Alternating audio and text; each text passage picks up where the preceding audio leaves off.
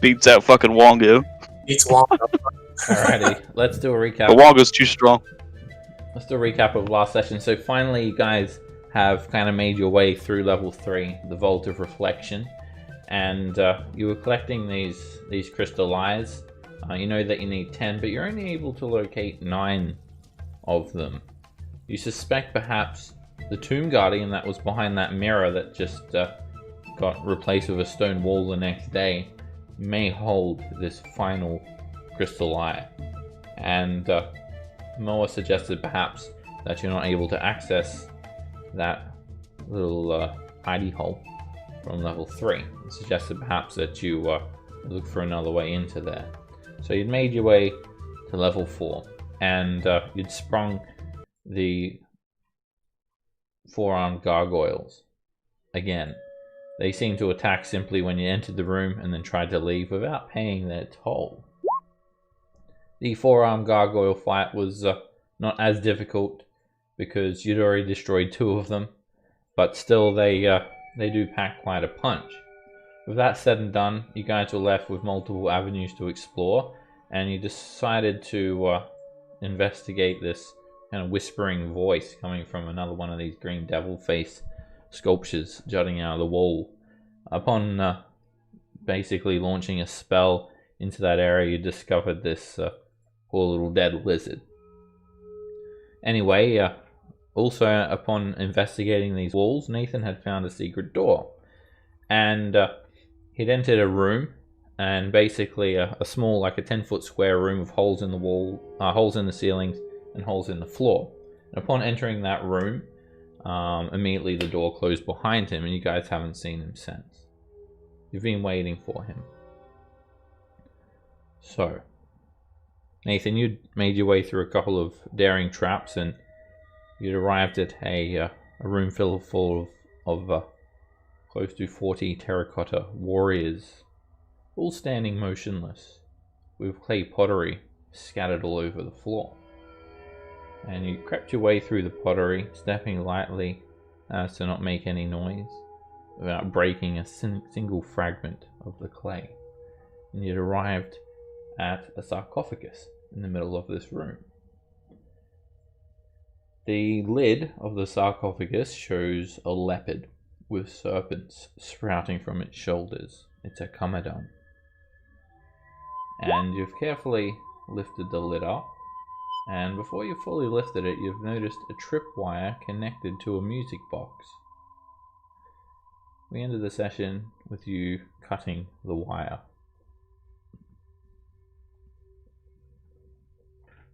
With passive perception, yeah, if you have advantage, then well, that's not a permanent thing, so technically no. If you had the permanent advantage, then you would have your passive perception increased by 5, but that's more of a particular thing, so that gives you advantage. That's what I was wondering. If you move no more than half your speed on the same turn, but yeah, it's not going to give you +5 passive perception. Alright, so we'll get back to you, Nathan. Alright, so Milhouse, Orion, Lollard, and Eridani, as you guys are standing out here, you stand here just waiting. You haven't heard from Nathan. He's only been gone for a couple of minutes, if that. Suddenly, stone arms, they just protrude from the walls, and they grab Torin, and they grab Zev, and they drag them both into the walls. Immediately, bas-relief images in the likeness of Torin and Zev become embossed into the stone. They kind of look like these pseudo stone sculptures of themselves, just rippling along the stone walls, frozen in time. They're not like entirely detailed and accurate until there's their likeness. They're almost kind of characterized. Anyway, so are you guys happy to just wait still? We've tried banging on the secret door here and trying to open it. Nothing's happened, right? Yes. For whatever reason, once the door closed, and it seemed to close once he went in, as if there was some sort of trigger. You have not been able to open it since. So you've only been waiting for a couple of minutes. How long do you plan to wait for Nathan? What if he doesn't come back? How long will you wait? Yeah, I say we keep going. I mean, let's try to find another way into that place that he came from. Maybe there's just a different way to get into the wherever he went, and we can help him that way, because we're not getting in this way. We can't afford to wait here for another Tomb Guardian to show up.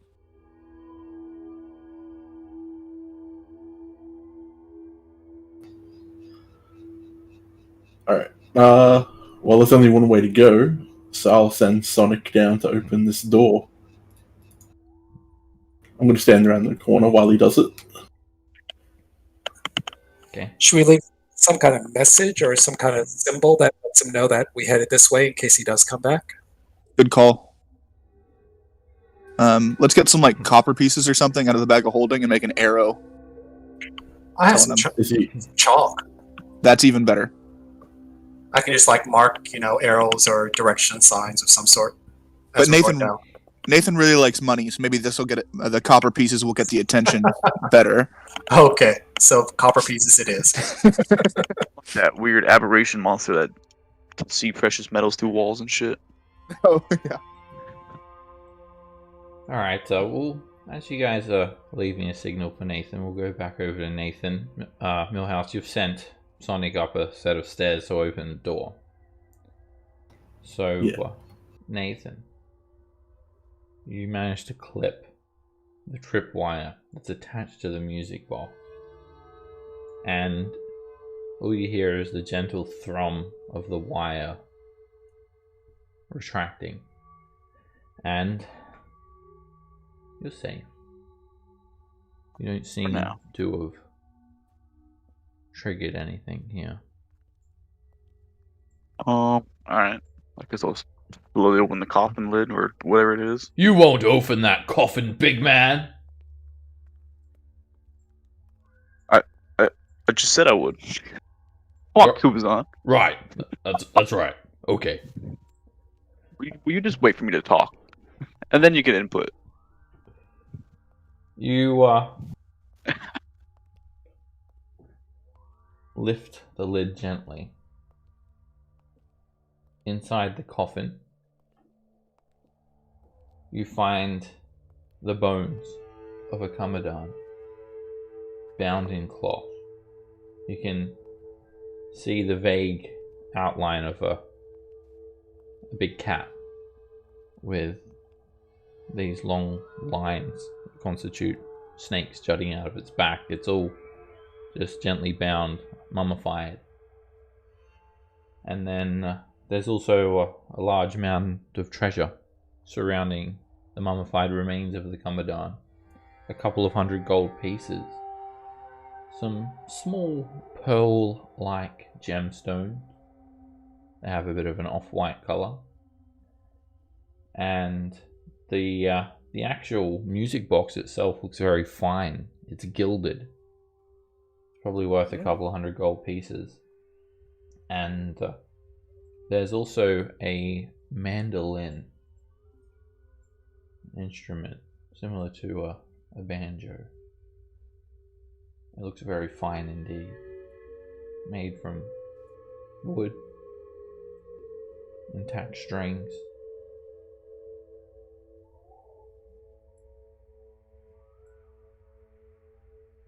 I'm not really interested in instruments, but I assume that this thing could probably inhabit me, like the other items. Oh man, what do you think it was on? What do I think? What, are you scared? Do you think that you're going to get inhabited while I'm inside you? Do you think I'm going to just allow other trickster gods to trample all over me? Ha! I welcome them! Fight me! I will show them that I fear nothing.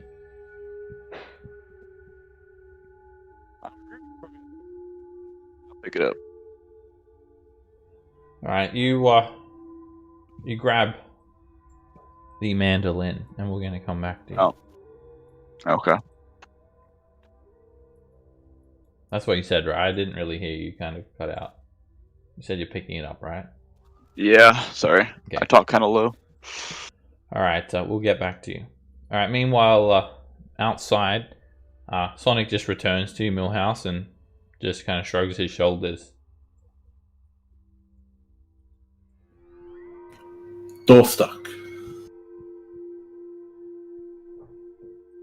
This is normally where we send Torn up to kick it open.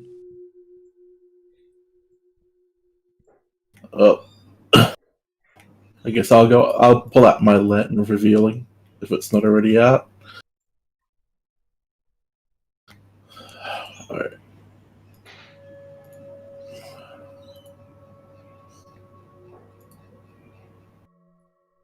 You know, Sonic has better perception than me, so I'm going to bring him along.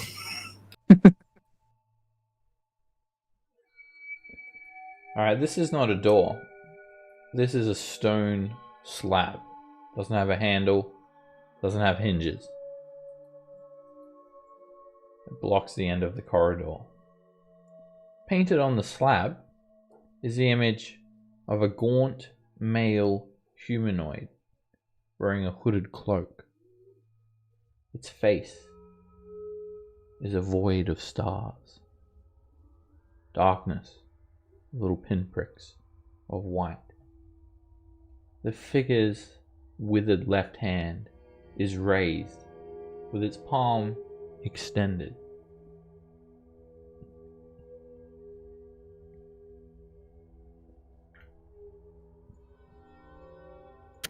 Alright, scary door.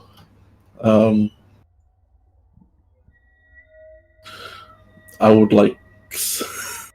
I don't even know if we'd be able to recognize, like, what would constitute as a secret switch or anything, with an intelligence of 4. It can notice things that are out of place and point them out to you. You know, seeing something and understanding what it does, two completely different beasts. Sonic, please look for any symbols that might be around the door. Right, Sonic can make a perception check. It's all brightly illuminated by your lantern. We're gonna get back to you. Alright, meanwhile, Nathan.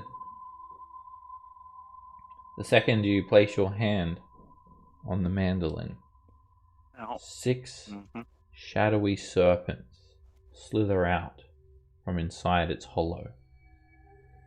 And they start to quickly coil around your body. You hear a purring voice in your mind say,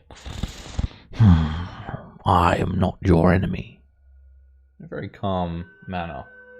And the slithering serpents then try to enter you with spiritual inhabitation. And you start to hear the trickster gods argue. Shigambi, what do you think you're doing in here? I'm afraid I'm going to have to occupy this body. Step aside. Step aside? I don't think so. Get off of me. Just stay still. Let me do this. Stop! And they fight. Kubazan is going to be odd, and Shigambi is going to be even. Kubazan for odd, Shigambi for even. No. Get out and stay out! And you see the shadowy tendrils move back into the mandolin. And it looks like Shigambi has lost the battle. I guess I'll just carry it for now. I don't know where else to put it. Stop, Kuba. Did that little cat really think he could take me? What a pussy. Ha! Nice one. Alright, you've got a magic mandolin. Not sure what it does. Would need to be identified. Alright. That was easy. What's Get outta here. next?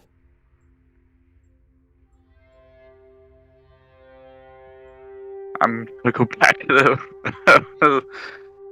to the rune thing. Whatever the That's hell that thing is. very Nathan-like of you not to want to take all of the other treasure.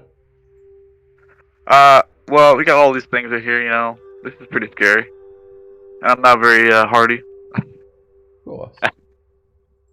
I mean, to be fair, my flaw. Yeah, fine. I'll start taking all this shit out of this fucking coffin. Damn it, that flaw. Okay.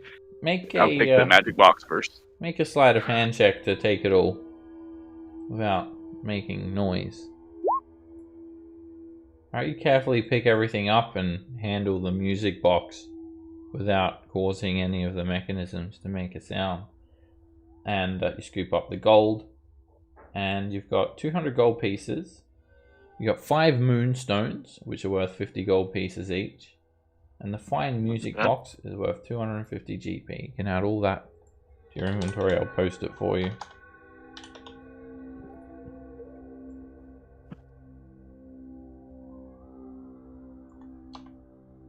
Say, I don't have much carrying capacity because of my strength, but thanks to Kubasan, I have a decent carrying capacity now. That's awesome. Worked out in the end. Yeah, I'm gonna try to go back the same way I came in. Okay. See if it works that way. You wish to creep back over to the room that you teleported in on, and you can make a stealth check to make your way back over without making any sound. You're as quiet as a cat. Work? Does that work? DC 35. Wait, plus 12? Yeah. Expertise. Okay. It doesn't have your proficiency in there, or what's going on with your... It does. I haven't long rested, so I shouldn't have the proficiency bonus, so... Okay, it just says plus 12 for dex. It doesn't have your proficiency bonus. Not sure what's going on there. D&D Beyond it should... Yeah. So my proficiency is plus 4. Expertise another plus 4, Yeah. and then my dex is plus 4. Okay. So it should... Yeah, everything's added in there. Alright, you step on the rune, and we're going to come back to you. Something happens, though, when you step there. Oh, no. Alright, Mataru Soniku Millhouse just shrugs his shoulders. Doesn't seem to notice anything that's really standing out. It must only see what you're seeing, which is a stone slab with a painting. It's the image of a gaunt male humanoid wearing a hooded cloak. His face is nothing more than a void of stars. His withered left hand is raised with its palm extended.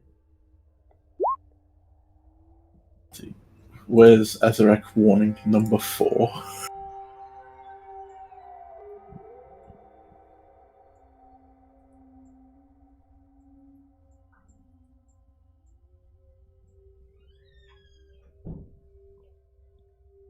Alright. Well, Well, if this at is the on there. moment, I can only think of casting Detect Magic, but I get the feeling Nathan will be dead by the time it goes off.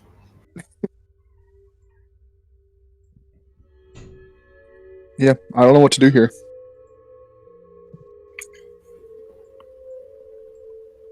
I could try casting Levitate on the door. Move it that way. Lawler, do you want to go up and push on it? I'll give it a try, but I'm not that strong. We've lost all our strong guys. Better you than me. Wait, what do you mean? Sonic's already tried and nothing happened. Yeah, there you go. All right. So do I just cast Levitate on it and see what happens? Or Detect Magic, one of the two. Or Detect Magic will take 10 minutes. Yeah, that's a ritual, isn't it? We can do that while we wait for Nathan, give him a little extra time. Alright. I guess sit around for 10 10 minutes. Alright, so you're doing a detect magic ritual? Eridani goes down to the stone slab and looks at the there was something on a slab, wasn't there? A picture of a man or something? Yeah. I'll get back to you. Okay. Alright, so Nathan, you head back to the rune that teleported you into this room. And you step onto it. When you do that, you're teleported. You vanish. You feel extremely light, your vision fades, and then a moment later, your vision returns, and you're in a completely different room that you've never seen before. There is absolute horror in this room. Oh. And you're going to be rolling initiative, my friend. Here we go. In this room, it's roughly 30 feet square, except the ceiling is not too high above you. It's about 8 feet high. The room is half filled with rotting corpses. We're talking hundreds and hundreds of rotting humanoid corpses piled atop another to cover God knows how much of this floor. 5, 6, 7 feet stacked up, and all in various states of decay. There is a torch burning in this room. It's set against the north wall. Protruding from that wall is a large green devil's face. Its nostrils are flared, set just above this putrescent mass. And the sconce above the face holds the flickering torch. So it's all difficult terrain because you're literally like you could swim in these corpses. It's absolute horror. The stench of the cadavers is overwhelming. It's nauseating. And you need to make a constitution save firstly, just for basically being teleported in amongst a sea of corpses. This is against disease. On save? Constitution saving throw. Oh, it's gonna work out well. Alright, you notice something in this room. You're not alone. There are 2 eye stalks jutting up from the mass of flesh in the southwest corner of the room. It bursts up from this reeking mass. It's a Otyugh. Oh, what? I don't even know what that is. An Otyugh. It's an aberration. It has these 3 stumpy legs. It has eyeballs on the end of these stalks jutting out of its body. It has a mouth which is nothing more than a massive sharp fangs. Very bulbous looking creature. Vine-like stalks that snake from the top of this bloated body. Rubbery tentacles ending in these spiky leaf-like appendages. And it just bursts up out of the mass, roaring, and it comes in to try and eat you. Oh, Alright, we'll do a round of combat, and then we'll go back to the others. So everything's difficult terrain as you wade through the bodies. What do you do, Nathan? I look for a way to get out of here. The closest thing I'd probably say is there anything on the devil face? If there's anything, I'll move closer to it, I guess. And yeah, there's Right in front of it. a torch, a flickering torch. Anything around it? I'll describe it to you again. So it's a large green devil's face. It has flared nostrils, and there's a sconce above the face holding a flickering torch.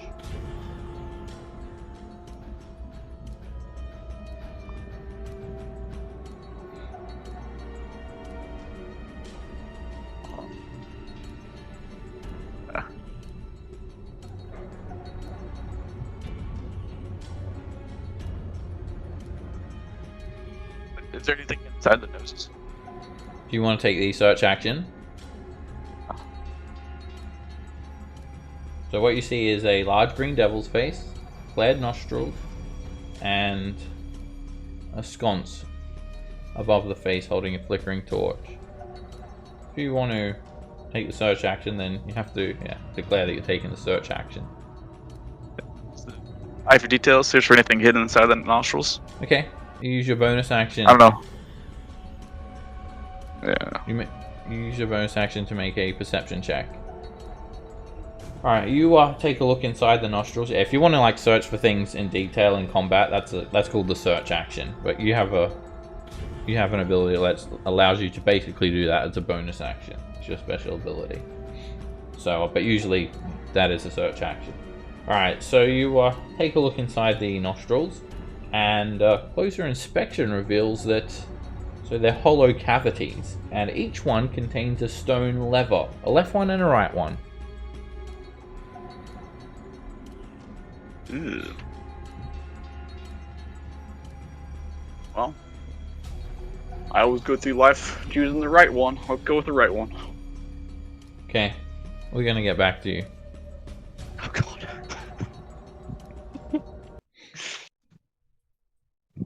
Alright, meanwhile, outside, over here, Eridani, you go to inspect the slab. So I'll read it out. This is the third time I'm reading it. It is a stone slab. Painted on the slab, there is an image of a gaunt male humanoid wearing a hooded cloak. Its face is a void of stars. The figure's left hand is raised with its palm extended. Is there any button or anything in the hand? Do you want to make a perception check? Uh, I mean, if there was a button, I would tell you. Yeah, hidden button. Sorry. I will search the. Try to find if there's anything out of the ordinary with this picture. Okay. Whoa. You take a look, and you don't notice anything out of the ordinary. I mean, it's a male humanoid. He's got a hooded cloak, and he got his left hand raised, holding up his left hand. Okay. This is stupid, but I take my right hand and try to push the hand. When you try to high-five the painting, nothing happens. Sure, that would work. Okay, this is even more stupid. I try to imitate the figure on the door. When you imitate the figure, we're gonna come back to you. Oh. I'm so Meanwhile, dead. death music back on. Alright, Nathan. You pull the right lever. Pulling the lever in the right nostril causes the mouth of the devil face to open wide, revealing a gullet with impenetrable darkness that starts pulling you and everything else into this room. You see a couple of bodies just fly out. You see the remains of Mataru Soniku, who's just a pile of scrap metal. They hit the darkness and gone. Evaporated.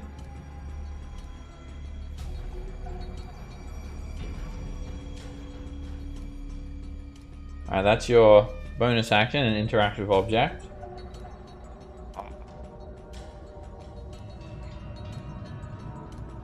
What would you like to do for your action?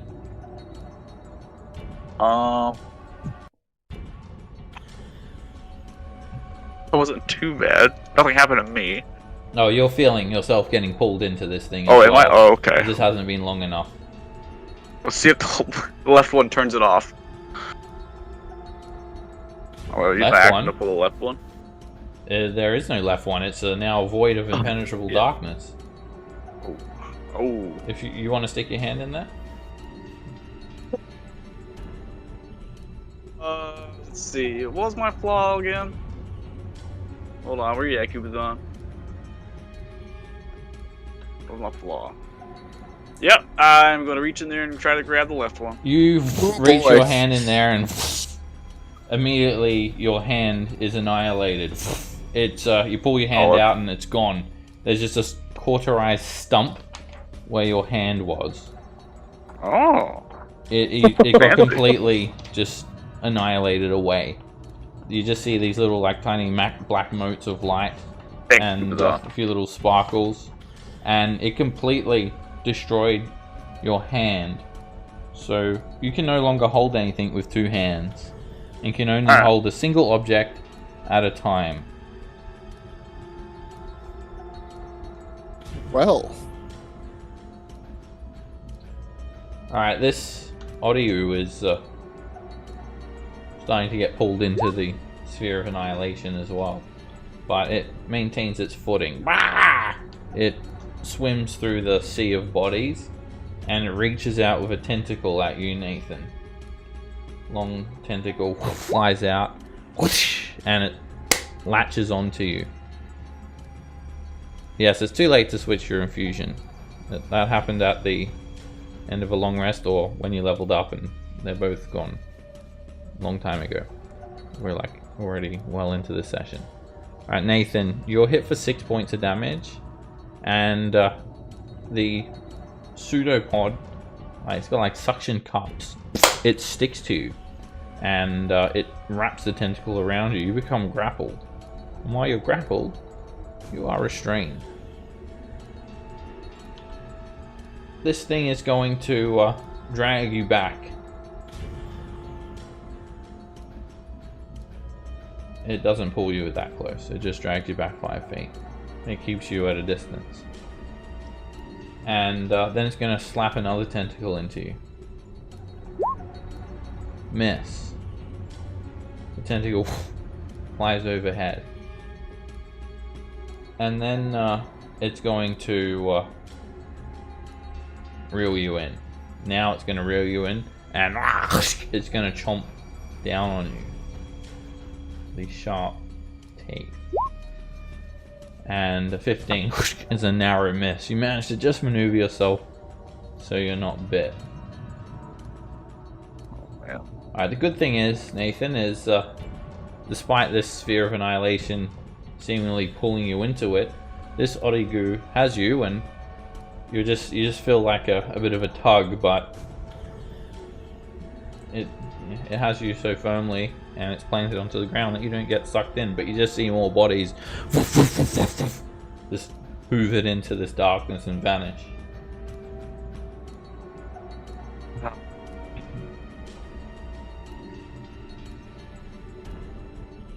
Your turn. This turned into okay to holy shit.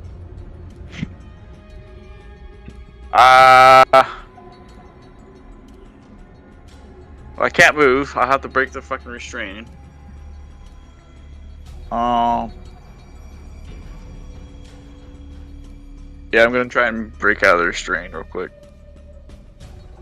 That's it. Athletics or acrobatics? Yeah. To break a grapple, athletics or acrobatics check using an action. Oh man! You managed to slip free from the Oryu's grip, and straight away now you can feel yourself being pulled towards the darkness.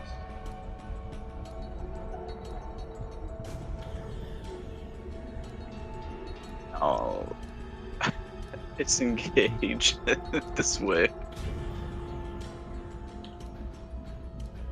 And see if he gets pulled in.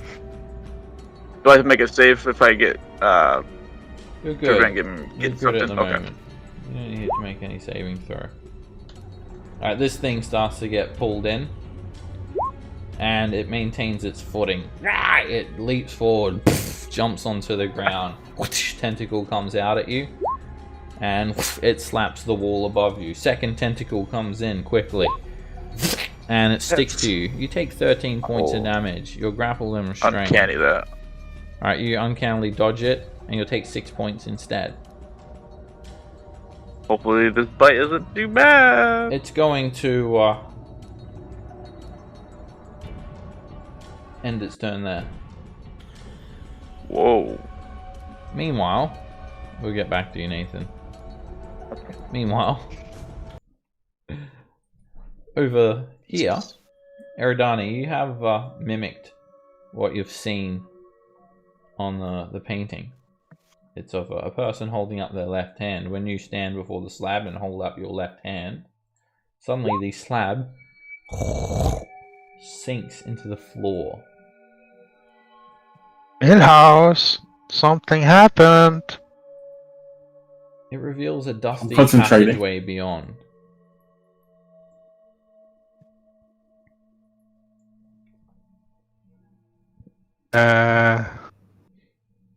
Well, I don't think we need detect magic anymore. I think we can just go, right? Somebody can go. It is. We are going the wrong way to help Nathan. I mean, we have the option of going down the corridor all the way over there, but we don't have many other places to go. Well, if it turns right and then up, then we should go that direction. But point taken. When Metal Sonic tries to enter, poof, he's knocked back. Impenetrable wall of force prevents him from entering the room. Can I kick a loose stone through the doorway? There's no loose stones, but there's plenty of bones on the ground here and there. I'll kick a loose bone through the doorway. You kick a bone through and the bone just slides on through. It's like this place was designed so I couldn't sacrifice Sonic. Alright. I will go in. Right, you head on into the room, and the walls here, they're all decorated. There are relief carvings depicting crowds of humanoids fleeing a black star in the sky, with rays of light extending from it to turn those they strike into dust.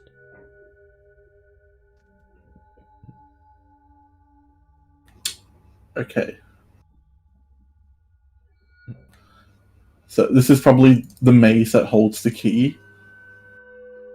I feel like we've missed a few steps to get to the maze, but we're here. I really don't feel comfortable without detect magic in here. Would you like to exit and do the detect magic? I mean, I would. Do I have any defensive magic I can cast on myself? I do think out of all of us, I probably have the highest chance of surviving if I get hit. Sure. Yeah.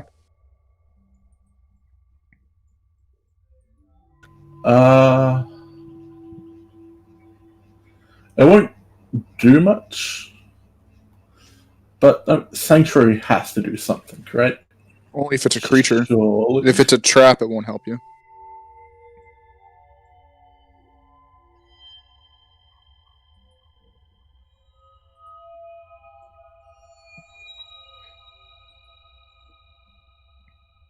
Also, does that black star seem familiar to anybody else? Oh, not me. We've Can't say. I Whenever haven't we- heard anything. whenever we sleep, there's the hags have some sort of black thing that keeps getting closer to us. Isn't Maybe that it's that?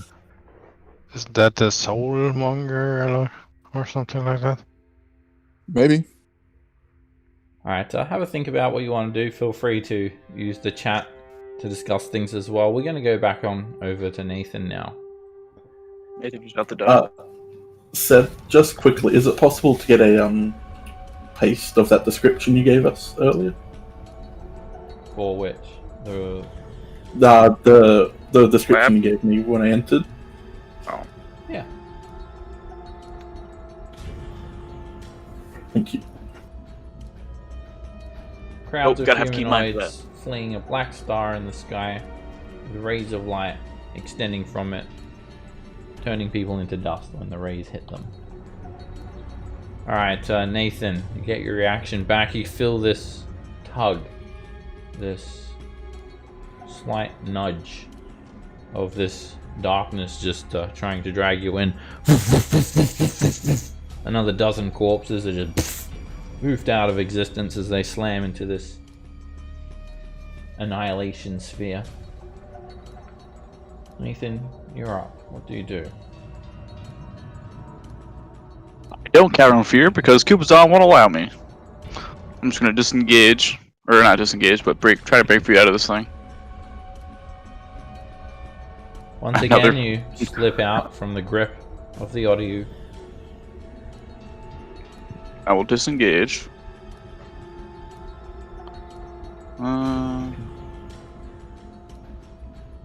Is this difficult terrain in all these bodies? Yes, a 6-foot high It is? pile of bodies is difficult terrain. Man. Alright. That's unfortunate.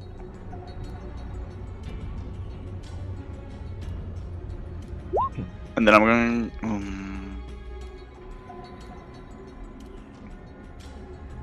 I guess I'm going to try and...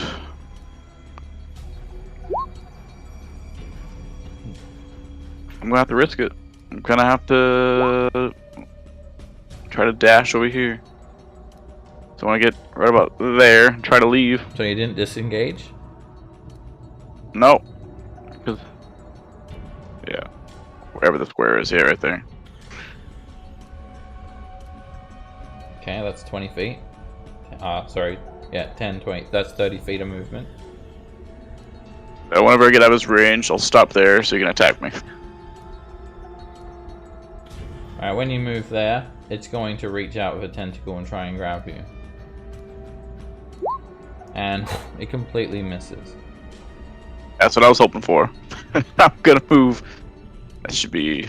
How far is that? Yep, that's 30 feet right there. And that's it.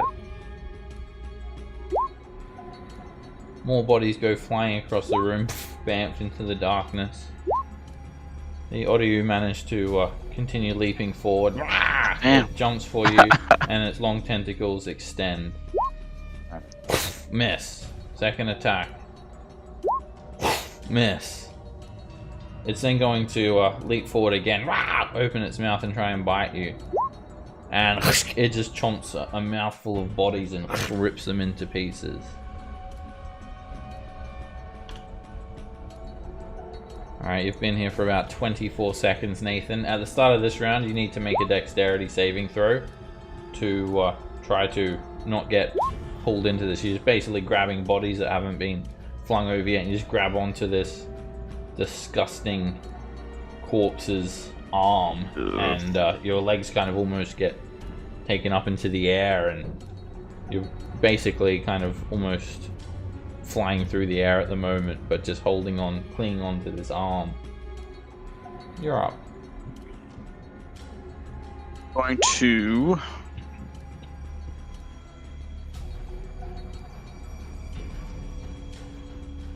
But that also, sorry.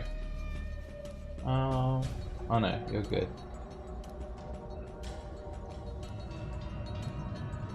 Oh man.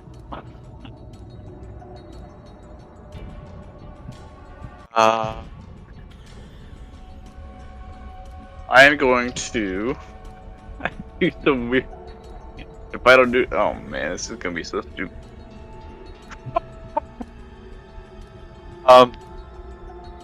You guys are gonna probably hate me or laugh at me for trying this, but I'm gonna move here, 10 feet. I'm going to try and grapple this monster. 30 feet. Sorry, 20 feet. 30. Each square costs 30. you 10, so 10, 20, 30.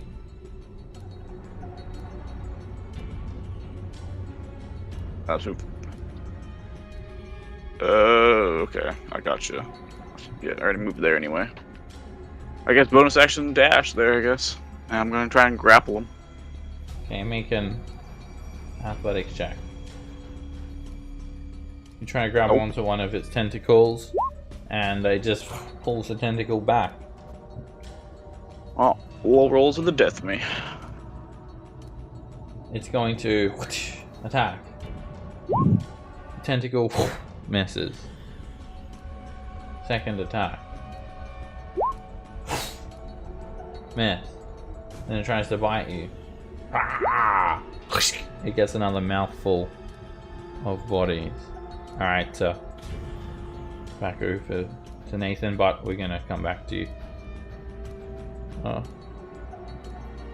are you doing 5th level spells, Eridani? You're not a 9th level. No, I was doing going over the backup character, leveling that one up to level 9. Sorry. Okay. And pushed the wrong button. I don't think you're the one that needs to be working on your backup character at the moment.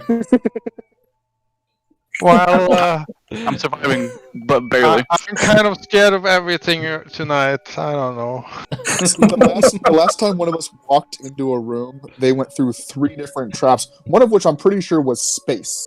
And they can't breathe there, so I think you are justified in your fear. Yeah, kind of. Okay. So, you're doing a ritual for Detect Magic, Millhouse? I think I'm a bit laggy. Yeah, Millhouse is not seeing all these reliefs of instant disintegration and remembering what happened to Nim.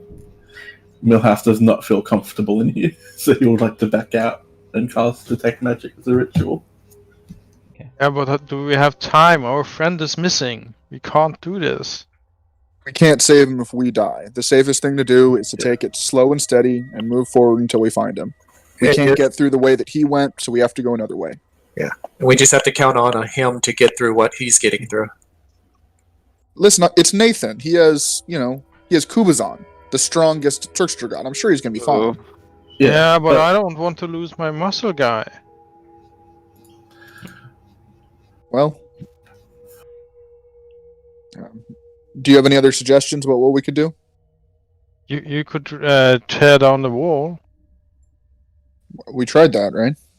Yeah, we tried that. Yeah, I don't think it worked. We did more damage to our weapons than the wall. I mean, if you're concerned... Never mind. I keep forgetting Papazotl inhabits me. So yeah, ritual Detect Magic. I'll see you in 99 turns, Nathan. I'm coming. Well, Millhouse sets his ritual mat down and begins casting a spell. Anyone, Can I? Eridani or Ryan Yeah. Lollard, want to do anything during that 10 minutes? Yeah, if nobody does anything else, then I'll sit down and do a ritual too. The same ritual, to be exact. Okay. Begin Detect Magic. What do you want to do, Orion? Can I inspect this this mouth, this like head statue, and try to see if there's anything that's related to the secret door? You can make a perception check. So, this is a very ominous devil face carving, but unlike the other ones that you've seen that have usually kind of been paired up with this void of impenetrable darkness in its maw, this is just an open cavity with a dead lizard. And the only thing you notice, Orion, is just the definite secret door here. The seam that defines the secret door, but nothing about this devil face carving really stands out to you. You take a close look, you don't see any secret buttons or seams or triggers or anything at all.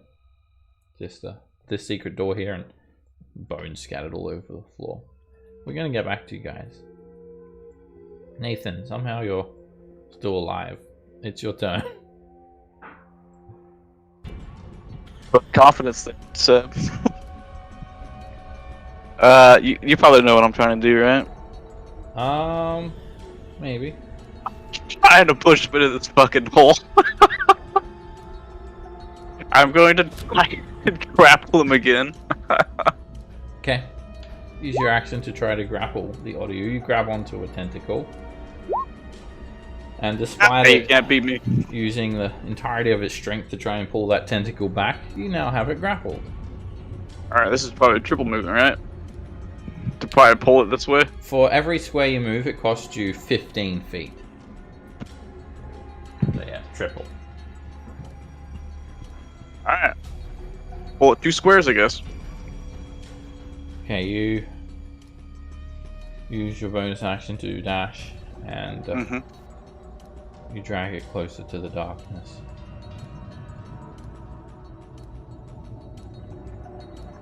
Oh, yeah, this thing's going with me. That was both my action and bonus action, right? Yep. Action to grapple, bonus action to dash.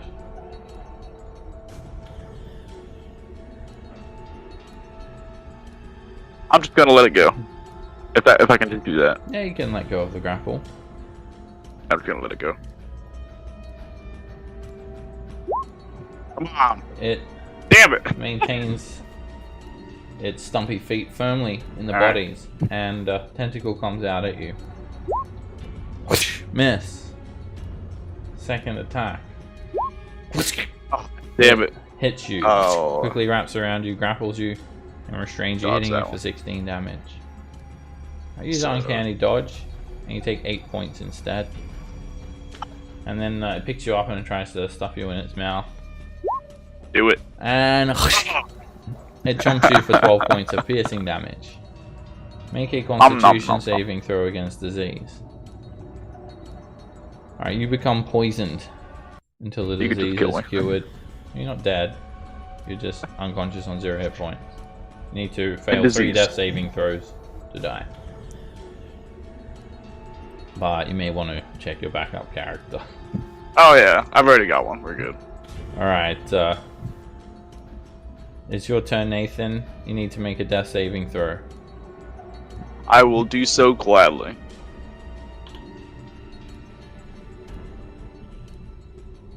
If I can find it.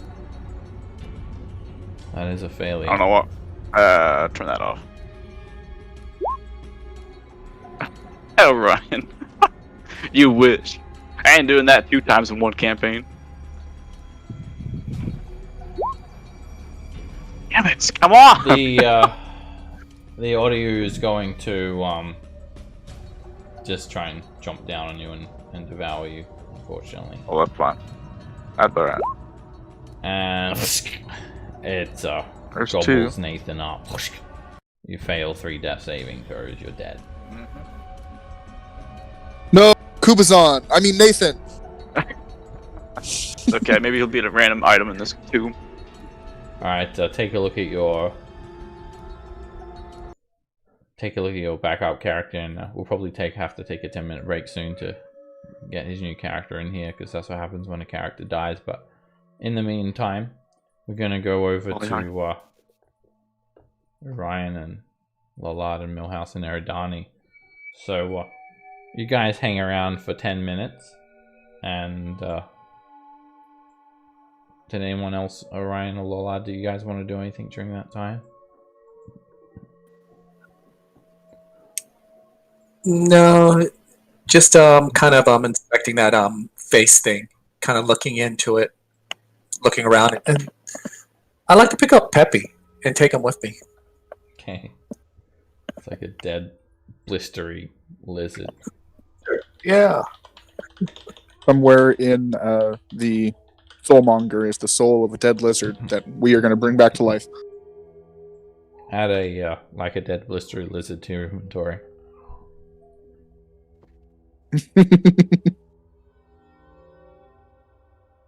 Okay. 10 minutes has gone by. Eridani, Millhouse, you both have detect magic up.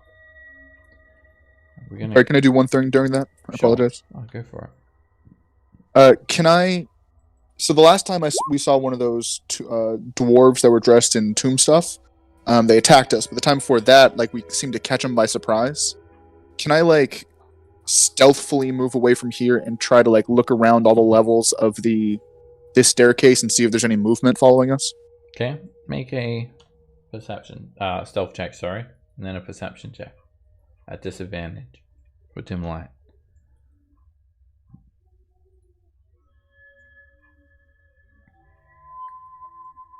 Whoops.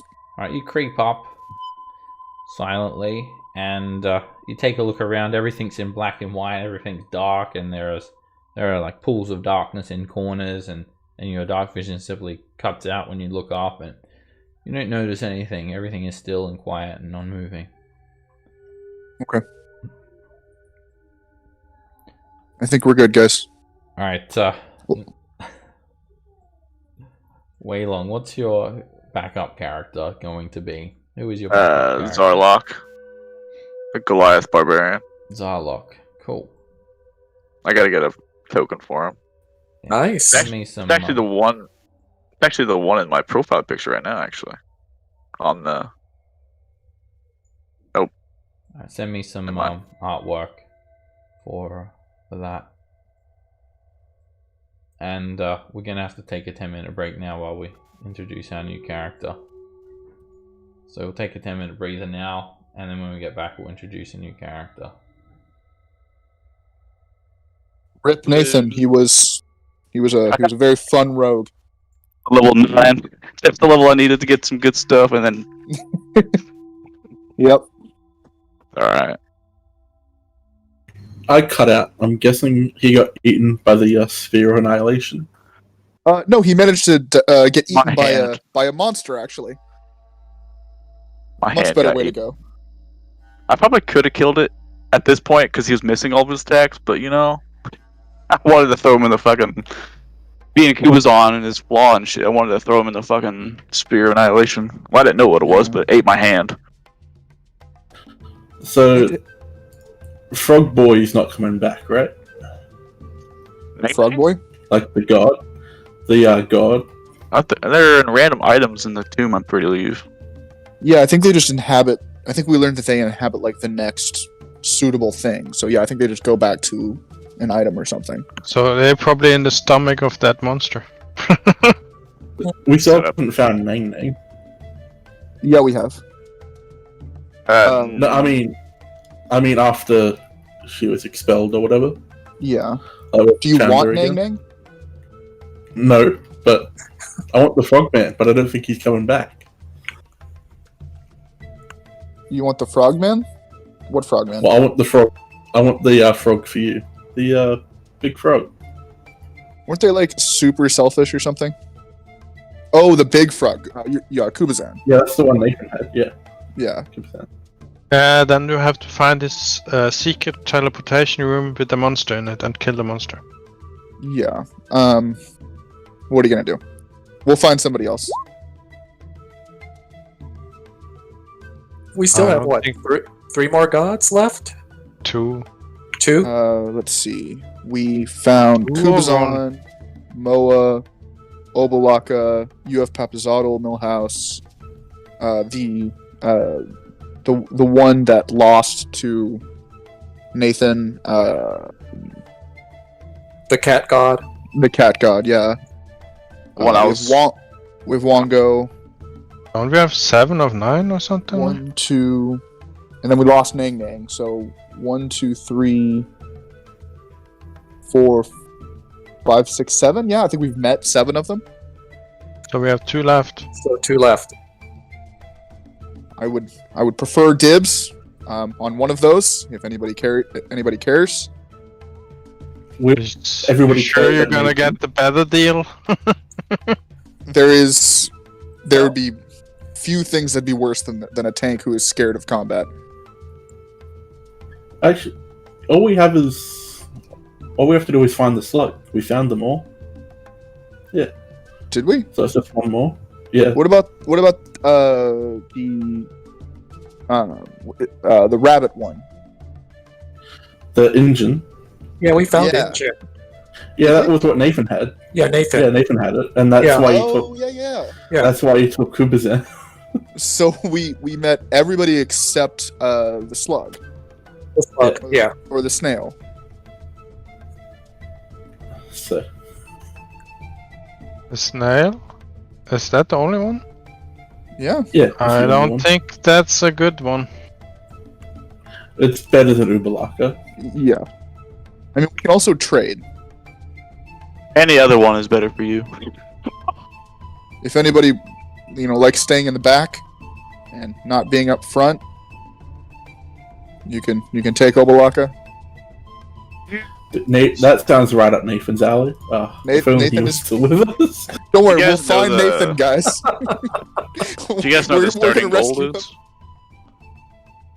A I D10 times 25 or something like that? think it depends on your class. Oops. Oh, it does? Oh, okay. What depends on your class? The starting gold and all that. It depends on the class. I'm really curious to know what the flaw for him would be, though. Too bad it's metagaming. For who? Because he might come back for the, or why Nathan just shoved his hand in it for Cubazan. But he might come back, so I guess it'll be metagaming. Finding out. Yeah, he's gonna be a lich now. With a passive perception of 25. Solid. You can't hide. He's got that wand. Rip the wand, rip the bracers, rip that instrument of the bard. So, legitimate. And now we're gonna wait for another fucking level up again to get rid of this now useless infusion. Legitimate question. How do you feel, Lollard, about switching gods? Oh, I don't mind because I mean, really, as a cleric, I'm ineffective with Wongo. I mean, you know, Yeah. because I'm not going to heal anyone except for myself. But You're not gonna heal anybody, even if you know you're gonna go to hell if the other person dies. He's literally chaotic evil. I mean, Yeah. yeah, I'm literally chaotic. I mean, I am. My flaw is I don't care about anyone, so I won't do anything to help any of you. so That's the To- flaw. to make this as little metagaming as possible, if Millhouse told me that we can switch by like touching, are you the player okay with like switching Obalaka and Wongo? I have no issue with that because that would allow me to. Yeah, but I mean, it can't be that easy because we have yeah, old people and so on. yeah. Because once I grabbed the mace, that's when Wongo jumped into me. So I mean, if But you can't just by touch another person. Well, we haven't really shift- tried. shift. yeah, Yeah, we but haven't we tried. have pull people and I mean, we could give it a try. I mean, I don't know if it's going to work, but I mean, you know. Yeah. We would be more effective with a cowardly cleric and a psychotic barbarian than the other way around. Well, at least the cowardly cleric will heal. And at least the psychotic barbarian will kill. Oh, okay, I get you. And if you fix your thing, we'll have a double trouble barbarian. Yeah, we're gonna have a problem. We only need one barbarian. Back off, baby. I don't know. We can be best friends. It's interesting picking a barbarian considering more than half the stuff in here is resistant to physical damage, like non-magic items. Yeah. So I don't know, we haven't really found any magic weapons. oh Unless yeah, you can unless you can take everybody the mace or something. disappears when they die. All the weapons and everything is destroyed here each time. No, but this campaign's just been like no magic items at all really until we got into the tomb. Yeah. Which is why having an artificer was such a good call. Yeah, but So the magic items, weapons we had were destroyed too. So only the ones Nathan had. no, mine too. And yours, yeah. The flame sword. Same time? It depends on how you die. If something So who- destroys you and then it keeps on destroying, then it'll destroy objects as well. But if you just got killed by a monster and your corpse hits the ground, then your items will be there. So, alright, as you guys have finished this detect magic, Orion, you've been creeping out here to take a look. At that time, in fact, you did notice something. This statue standing on top of one of the plinths. And it wasn't there a moment ago. It's a statue of some sort of warrior. 7 foot tall. Or maybe taller. And he's standing there in a aggressive looking posture. Facing you. Looks very lifelike. Guys, there's a statue. And it looks dangerous. Great, let's mess with it, Lollard. Touch it, Yeah. touch it, touch it. I kind of walk up and then kind of kick it. Alright, it's up on a plinth, so you have to kind of jump up and grab the foot. The second you do, the creature that was trapped in stasis was one of Asarak's trophies. It springs to life. The Archlich's binding magic ends. And standing before you is Zarlok. Would you like to describe Zarlok for us? He's pretty tall. He's about well over 8 foot tall. He weighs about 350, 360-ish. Blue eyes, slight tan, no hair, you know. Goliath, being a naked baby. He looks pretty young. He's got some scars. Looks like he's been in a few fights. Looking at him, he's probably about 1% body fat. Just pure muscle. And he's not happy being stuck in that stasis. Did you have Whatever any idea for backstory? He got kicked out of his group, his clan, and he got found by a group of soldiers, and they brought him back, and he started working as a quartermaster for him, working the iron. Okay. Perhaps maybe you wish to rejoin your clan at some stage, and you heard of some powerful lich. You could be from a different world, perhaps even as well. You don't have to be from Faerun. But whatever it was, perhaps you attempted to face this lich in combat, and instead of him instantly killing you, you decided he kind of admired your bravery and decided that you'd make a good statue instead, being quite strong and quite tall. So he just, with basically a click of his skeletal fingers, Asarak, he put you into a magical stasis via a high level spell and sequestered you away, and he seemed to have wanted to see you in action, so he's magically transported you here, and just by simply touching you, you've sprung back into life. You could have been in that stasis for thousands of years, hundreds of years. It's really up to you. Anyway, you can presume now that once you meet Zarlok, you can explain to him what's going on, the death curse and all of that stuff. The basics. I don't know, unless he wants to just kill you guys. Yeah, just got kicked. I don't know if you know. Wait, so you've seen Asarak. When was the last time you saw him? Not sure. Time is... I don't know. That's unhelpful. Well, if you stick with us, we're trying to stop whatever he's doing here in the tomb. We could really use some more muscle around here. We lost a few people. Well, you're the only other big guy here. You could use another. Just so you know, Orion is like 5'10". He's more of a Wolverine guy, so you're like a full 3.5 feet taller than he is. The tall guy here. Whose rope is this, by the way? Still just sitting there. Oh, that's my rope. Okay. Assuming- It's been there the whole time.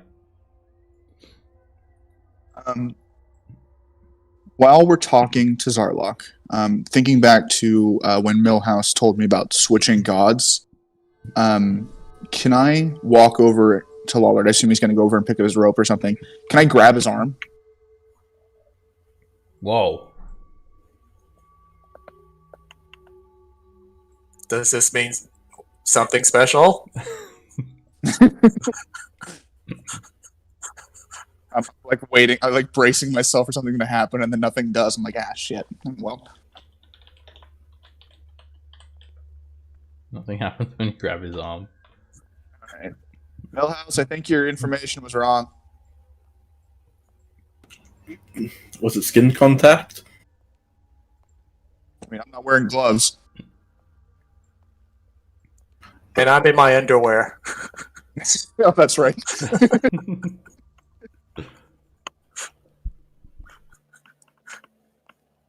Maybe really they have to be willing. I really focus on kicking Obalaka out. What? Ryan, I can sense that you're trying to kick me out. What have I done wrong? I am scared of everything. We walk down that hallway, and I imagine dust flying in and choking me. That's really scary, and I don't want to do that anymore. I know that it's scary. I don't like it either. Maybe, But if I'm not going to just simply leave you here, Orion. We're going to be together forever. See, you keep saying that, right? And that is terrifying. And I don't want that. And having you around just makes me more scared. Orion, Please, why are you being like this? I'm sorry, but I'm not going to depart you until, at the very least, forever.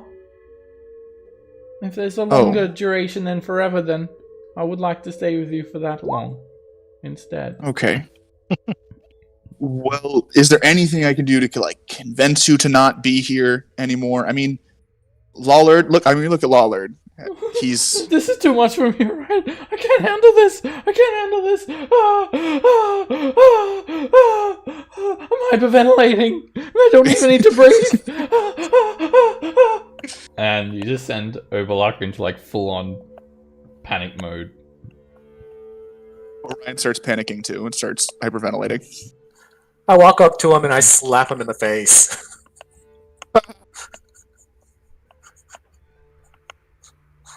Stop it!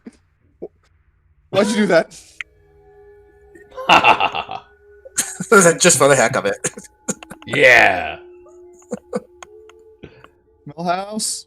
Is anyone Lollard's taking being that mean to rope? me. Oh, you guys leaving it there? I can take it. I can Huh. carry a lot of shit. I can't Zala. see anything actually. Can I light a torch? Sure. I can't see anything. Yeah, you can light a torch. Alright. Alright, strike up a torch. The orange glower dances across the walls. And I think it's a hempen rope. 50-foot hempen rope.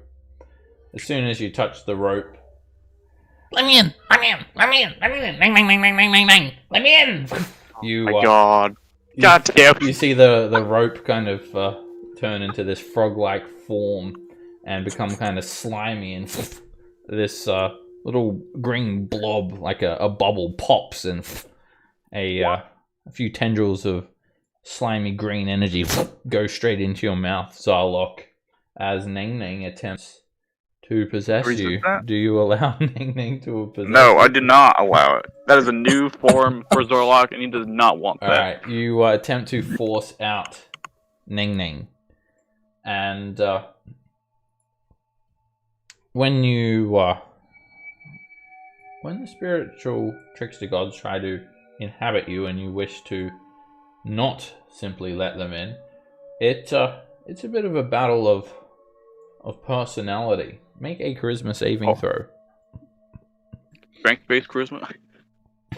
Ding, ding, ding, ding, ding. Yes, yes, yes, yes. I like it in here. I like it in here. Get out of my head. Oh no, no, no, no, no, no, no, no. I think we're going to get along just well. Out of my head. And it's ours. It's all ours. It's all ours. Everything is ours. Ning Ning says to you. Mine. And No, it's you mine. are inhabited by God damn Ning it. Ning. When you're inhabited by Ning Ning, you gain a floor, Mhm. and it overrides your current floor and supersedes conflicting personality traits. So here's the handout for it. And you also gain a special ability as your skin actually gets a little bit slimy, a little bit froggy. There we go. You get a special power. Great. Fantastic. Now I'm way too similar to Orion.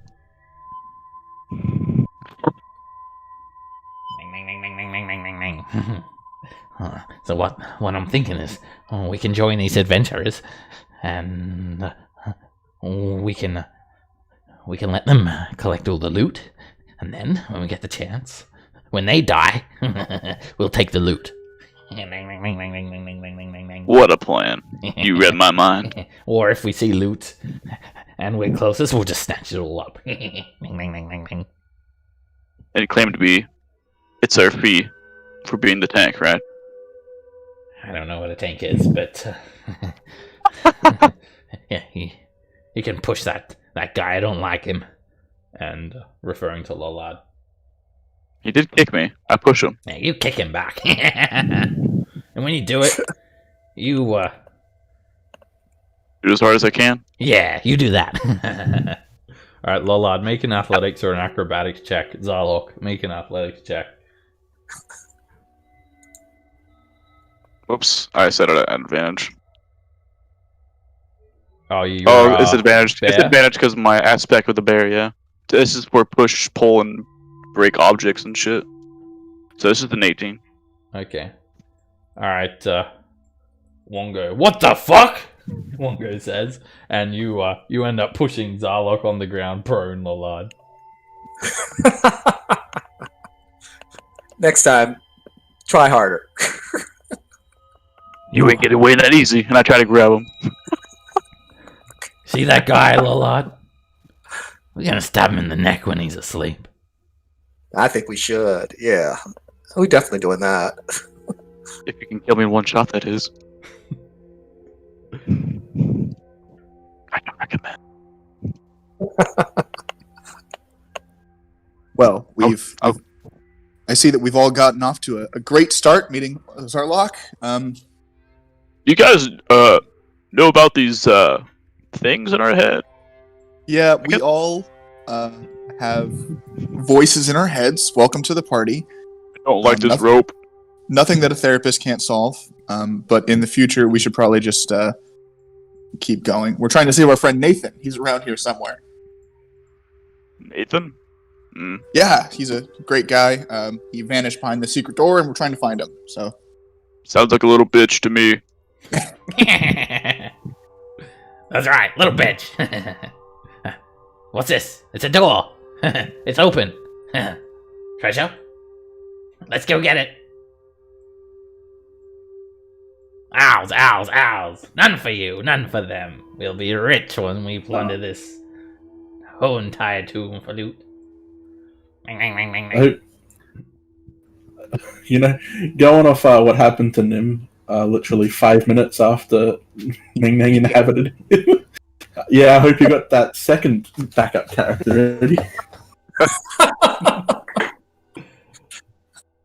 Well, we got Sec Magic. We got a strong guy. That's all we need. Let's go.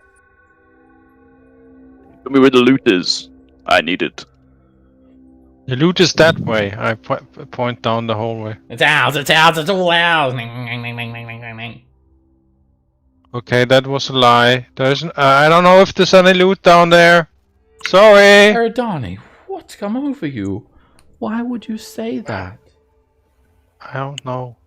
I really don't know why. I'm going He to kind start of- calling you Wongo. I never. That's an ultimate ouch. Sorry, more. He just kind of scared me. He's 8 foot tall, you know. I just wanted him to go down the hallway. Well, to be fair, I think there is a little bit of truth. I mean, this room, it really looks like it may hold something valuable. Yeah, but I don't know. So that was a lie, you know.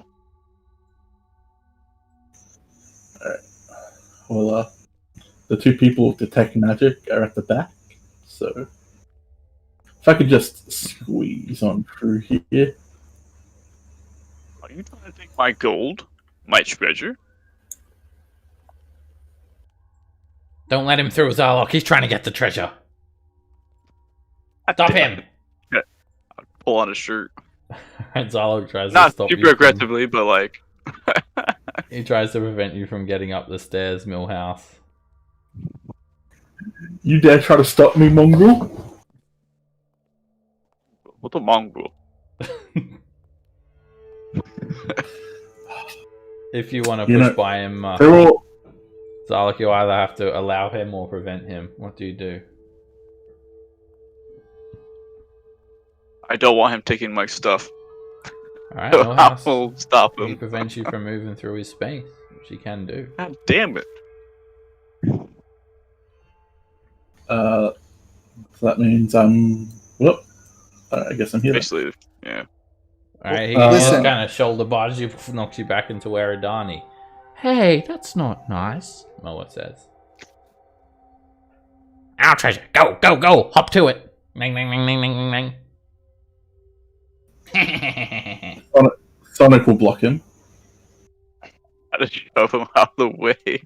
Alright, make Why an do I athletics feel check, Zarlock. like I'm back in school? Alright, when you touch Mataru Soniku... Oh, hello! Oh, who's this? Hi! Oh my fucking god. Who are you? It's me, Injun. Hi. How did I get here? You're not getting in here. This is my body. Oh my Mine. God. What? You What can't is catch me. going on? Can't catch me. Stop that. Stay still. Ning, ning, ning, ning. And Injun, spirit, has gone into Mataru Soniku. And now I'm kidding. these What's going trickster gods will need to fight each other. So Ning Ning will Did you be like- I have odd. a schizophrenia over here. Ning Ning's odd, Ijin's even. Immediately, Ning Ning is expelled from Zarlock, and you are now inhabited by Ijin. Great. Fantastic. Dorlock is having a fucking mental breakdown over here. Oh! What is going on? He's starting How to sound many- like fucking Broly from fucking Dragon Ball. Fucking raging over here. How many Stop making another gods? left. How many gods have you and a player had, Zarlock? Pretty unique. Oh, as a player, just 2 now. Or as a character, 2. Well, like as a player, you've had 3 of the 9 gods 3 in unique, your yeah. characters. Getting kind of ridiculous at this point. I just need to. Did we I see? I just need to check a couple of things. Did we see Ning Ning go into Mataru Soniku Yeah, after it left Yeah, Zarlock? there's you see these images when Ijin inhabited Zarlock. You saw this shadow of a horned rabbit kind of zoom across the wall and then enter him. Oh shit, more. See, I told you it works like that. You just Alright, weren't doing so- it correctly, alright? Just need to. I guess. Yeah, Millhouse was right. I'd rather have this one than fucking Nang Nang for sure. Alright, so you're now inhabited by Ijin. I just need to take a couple of notes here.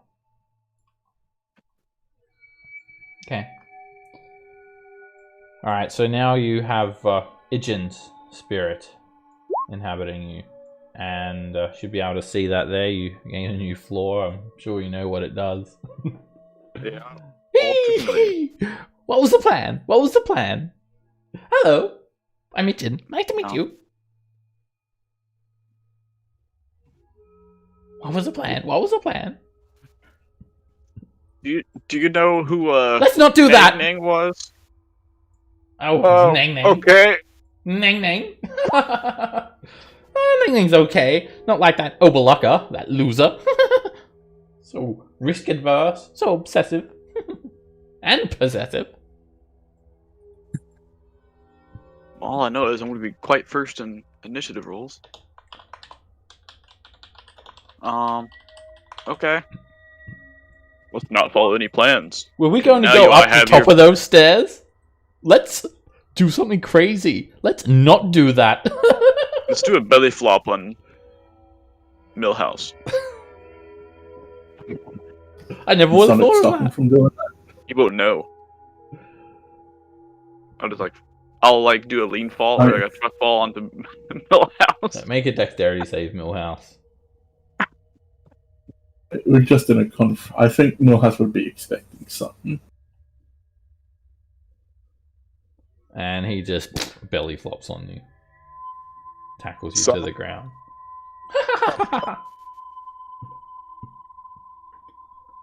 Seymour, Zarlog is no good.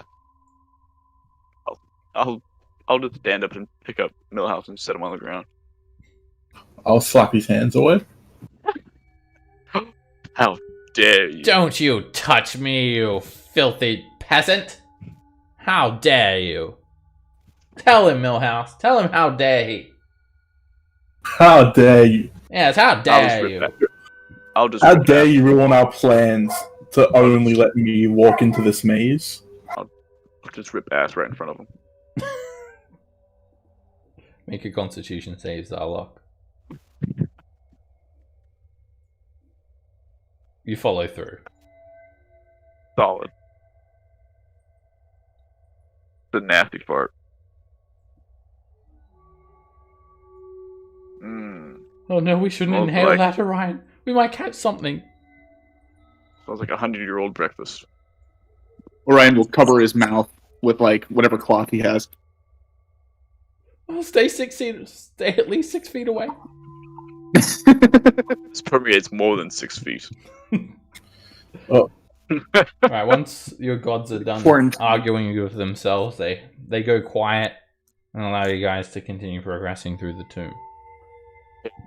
This giant metal man has something inside of him. We should go up these stairs anyway. We should go somewhere else.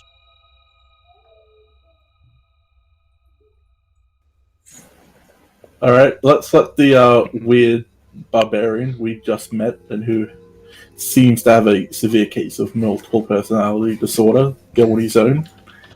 I don't think this scene would work out anyway. Time to roll a new character. Because in character, would anybody stop him from just leaving? Nah, not really. Oh, I I mean- don't think we can. Zarlog, you can't go on your own. You have to follow the group. Come on, Zarlog. I've done it before. Plans. And make I me have an ended up idea. as a statue. I have an Yeah, idea. the last time you did it, you were a statue. Erdani, I know. he's inhabited by Itchin, who can never stick to a plan. So let's tell him that the plan was to head down that hallway all along. Oh. Hey, Zarlog. Yeah, you're just following the plan. We are going that way. Man, I hate plans. But I'm doing whatever I want. I wanna see what happens. Hey, Zarlok, in this very complicated plan we've made, your sole and most important job is to continue breathing. Alright? It is vitally important you continue breathing, otherwise the whole plan is ruined. It is expected believe of you to continue breathing. What's your constitution? 3. You can hold your breath for I think it's like a number of minutes equal to your constitution score. So you Just can just one. hold your breath for 16 minutes anyway.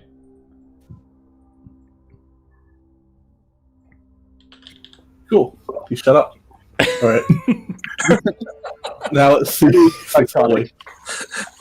I'm guessing we only have 2 minutes left on this detect magic at this point. So it's 1 plus your constitution modifier, so 4 minutes.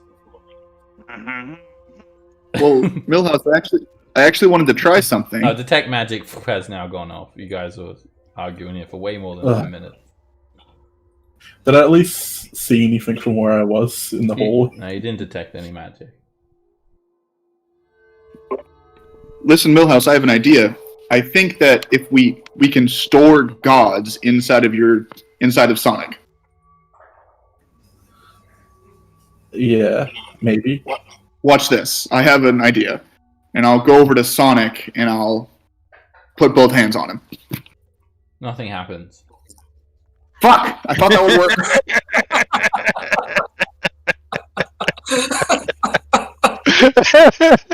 You're touching that metal man like that. He's weird that way. What was that, Orion? Did you think that Matara Sonica was inhabited by another god? You're not seeing other gods, are you? Oh my god. The crazy girlfriend coming out. No.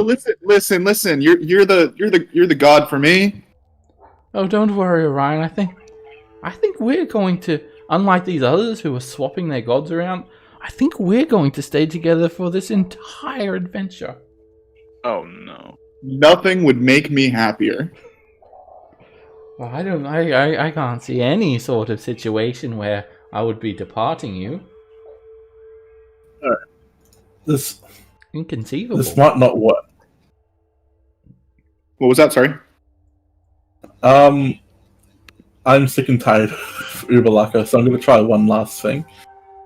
I want to try to use Detect Thoughts on Uberlaka. Alright, you can just basically hear Orion's side of the conversation. If he's speaking in his mind. Surface thoughts. But I can't get in contact with Uberlaka. No. Alright, well that idea fell through pretty much immediately. Alright, There's a lot of I wanna Just take another- only hearing Orion's surface thoughts. Wow, I'm really scared. This place is really scary.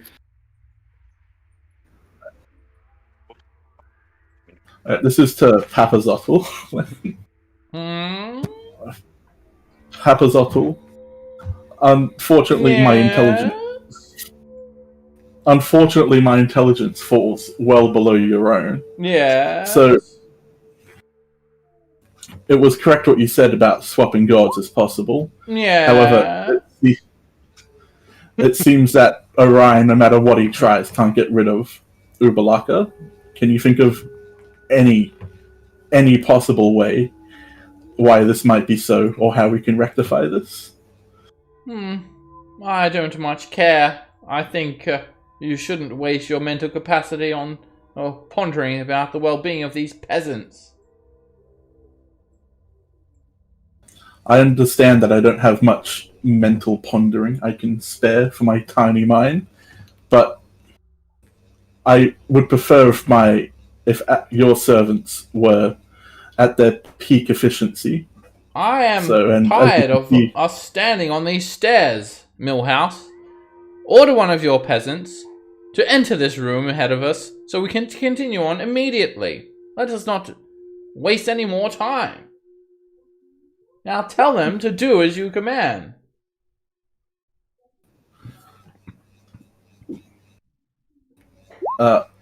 Orion, do as I command. You have to actually give him a command as well. Oh, I just do what Millhouse, you you tell have me to much do. to learn. Alright. Orion, can you please lead the way to the panic room inside this maze? Ooh, It'll hopefully keep us safe. That sounds great. Somebody else should go first. Oh, I don't think we should panic.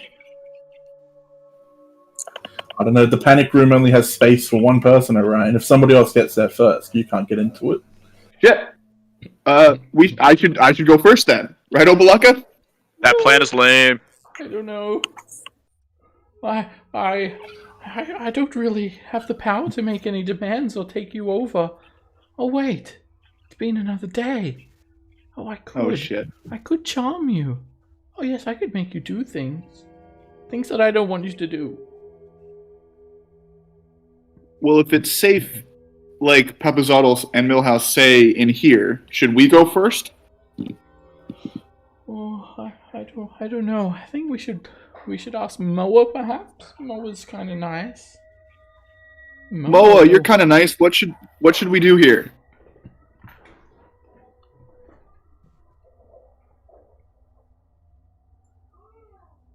Moa's not answering me, Ovalaka. You're on conference call. I was not saying anything. Okay. Moa thinks we should go in, probably make a fireball,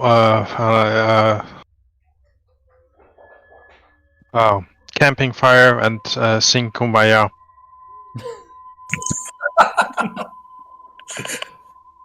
Bongo line. All right. Safe. Yes, Millhouse. I'll make it simple for you.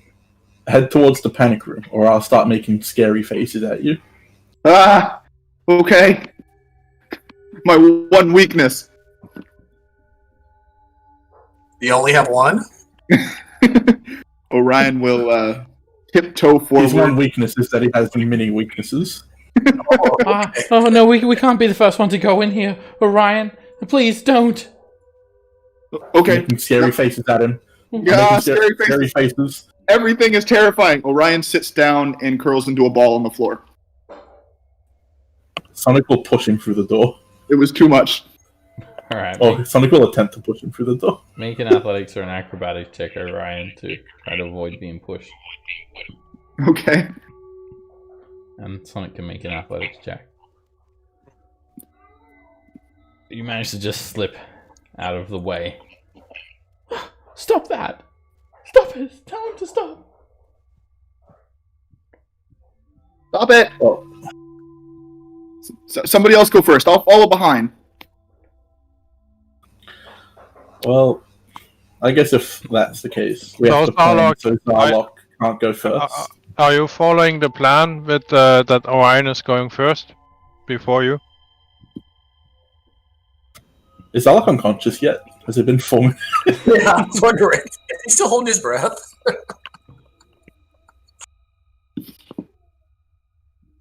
I could just, do it again. Take a deep breath and do it again.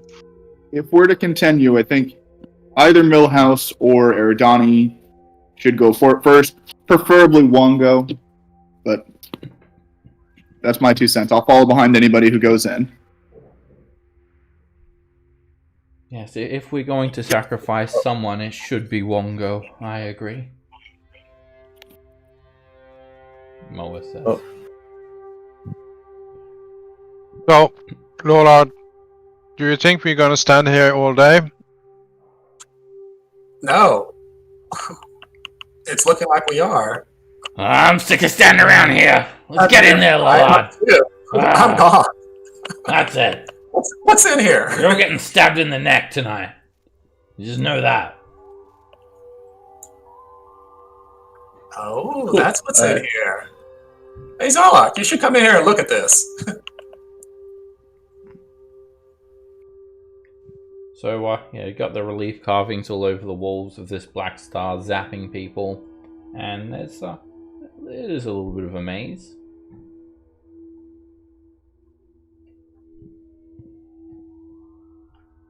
Hmm.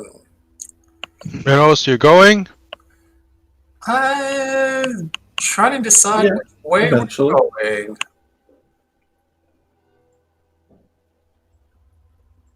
Can I look for stuff that looks potentially harmful? Traps? Yeah. Uh, You can make a perception check. Disadvantage for areas of dim light. There's some cobwebs strung from wall to wall. Some dust here and there. A couple of small bones on the ground. But nothing that really stands out as hazardous.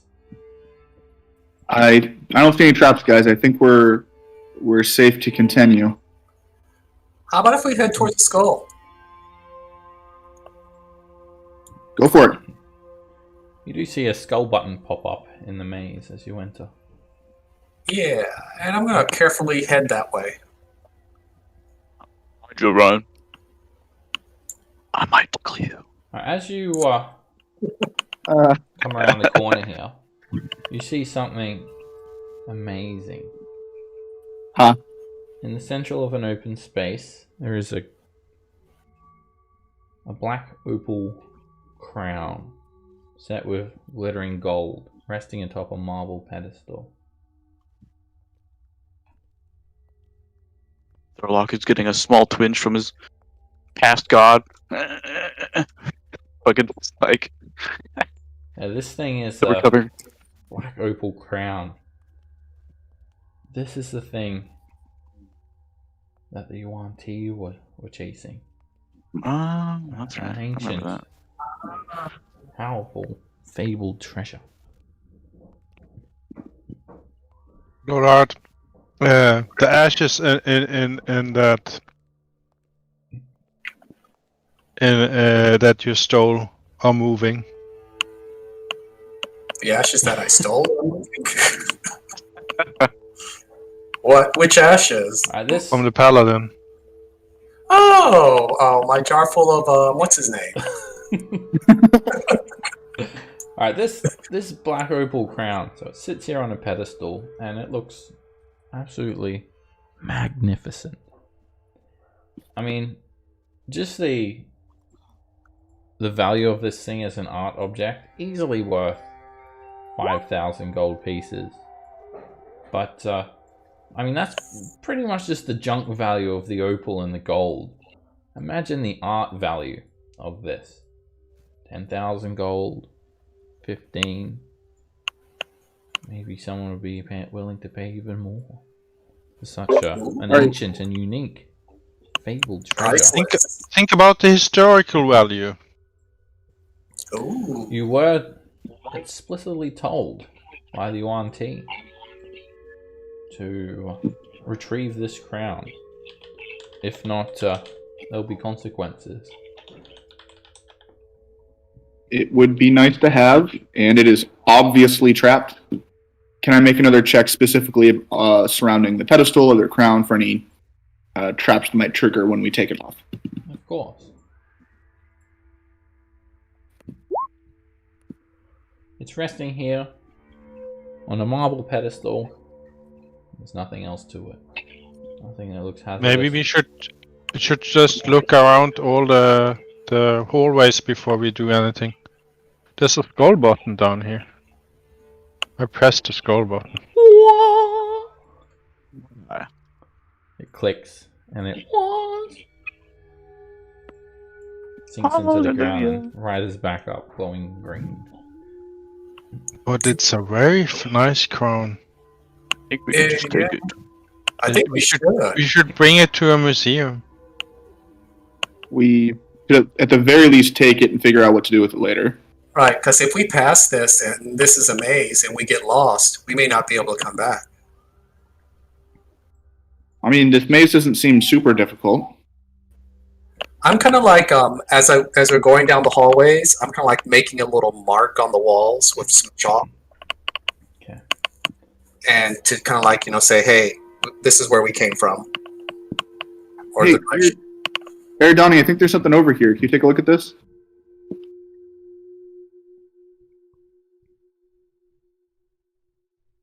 Around that corner. Oh, heck. Yeah, go on the corner. Should I just go ahead and grab the opal? There's a corner. You know what? Yeah. Screw these guys. I know, Wongo. We should. If it kills people, good. Okay, I grab it. Okay. You snatch it up. And you hear the sound of sliding stone. The slabs rise back up.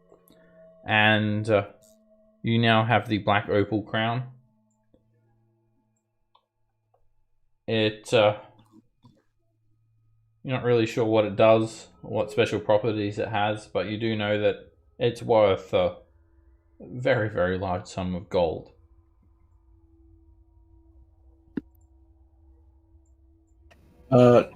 Can I command Sonic to make the pose on the door like Eridani did? You command Sonic to do that, and nothing happens. Maybe reverse it. Are we going to roll initiative? Oh! Ah! I thought someone already went down here. Alright, Orion. As you come around the corner here, you see these two horrifying creatures. So there is another one of these green stone faces of devilish countenance protruding from the wall. The devil's mouth agape, filled with darkness.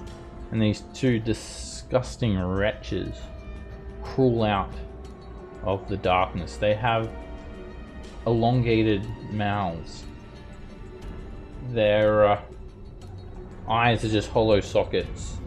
Gangly claws and rags just draping off of their hunched backs. They crawl out of this green devil face and they attempt to surprise you guys. Anyone with a passive perception of 13 or lower is surprised. Alright, Zarlok, you hear some noise and some... Oh no, you're 13. Okay. Yep. It's then my turn.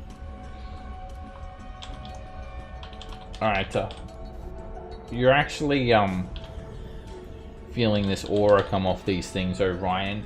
So much like these orbs of darkness and annihilation that you've seen, they have these little black specks radiating around them, and it's like eating away at you. It's like just erasing you from reality, basically. And this thing's going to strike a gaze at you. It's going to lumber forward and strike a gaze at you, and you need to make a Constitution save. You immediately feel yourself shot through, full of withering death magic, and it just starts killing you. You take 34 points of necrotic damage. Inspiration's not a reroll, it gives you advantage. Got it. Got it. You hit for 34 necrotic damage. Which pair were you in, Eridani? This one? Or the other one? You choose. You're up. I'm up. You hear the disturbance. You are not surprised by the Bodax.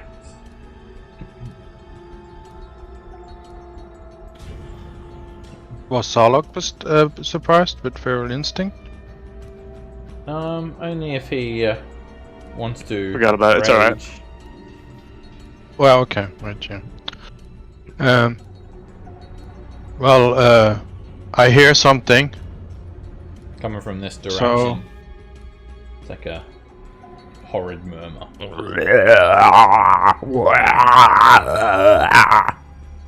Okay, I will cast Spiritual Weapon. Why can't I, with 3rd level, but why can't I cast it as a 3rd level? I don't know. It won't do any extra at 3rd level and 2nd level. It needs to be 4th. It does? It needs to be 4th okay, to do extra damage. Oh, I have a 4th slot. Okay, then I use a 2nd level. Alright, you can put it where you like to put it. It's a set of scales. You should be able to move that around. Okay. What does your actual spiritual weapon look like, Eridani? Like the snake cane I used to have, which turned into a snake. Okay. I like that cane. And then I stand here and ready an action for if something comes around the corner.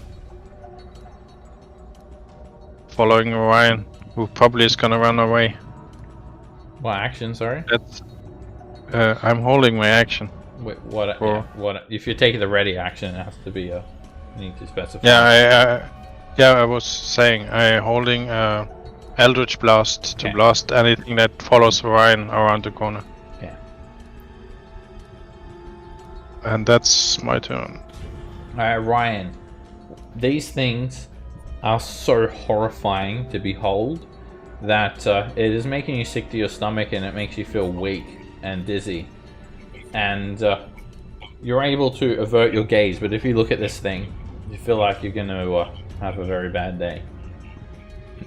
I avert my gaze, definitely. Okay, you avert your gaze. What that means is you're essentially blinded when it comes to looking at the Bodak. So any attack roll against it would have disadvantage, and it would have advantage to attack you. Okay. With my eyes firmly shut, as a bonus action, I will shift. Where is it? Right here. And then I'll try to shoot it with my bow, with my eyes closed. Okay, disadvantage.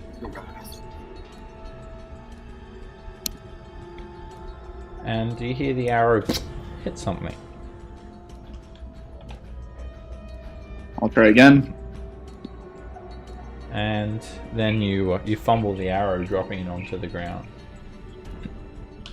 And then I've held myself in check for as long as I can. I freak the fuck out, and I run away from it.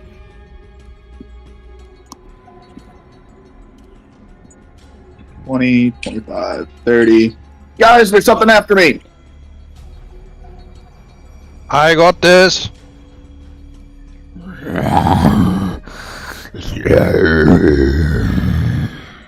Another one I of haven't these got this. foul fiends arrive around the corner, and it stares directly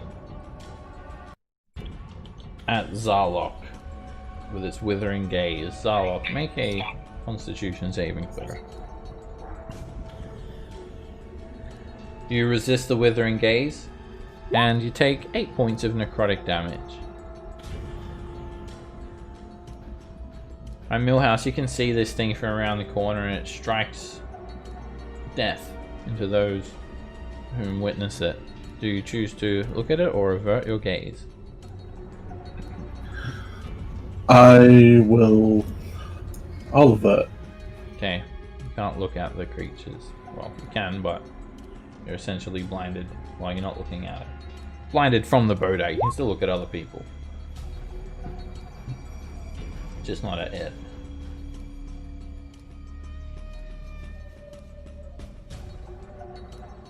What to do?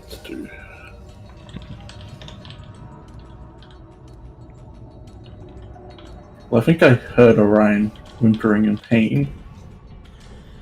So, suppose I'll go heal him.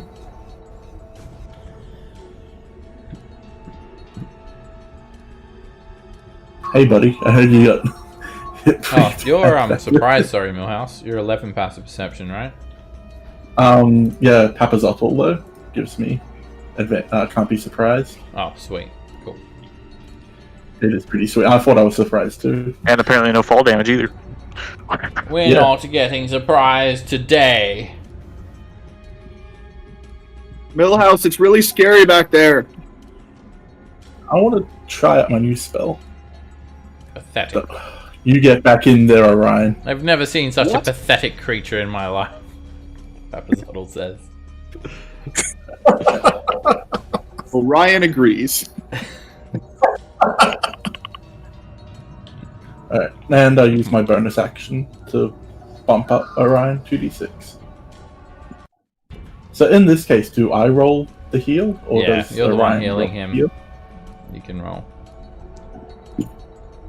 You're the one that heals. This was going to synergize so well with Zev's aura. A big shame. Just to prevent it coming down this way, I'll stand here.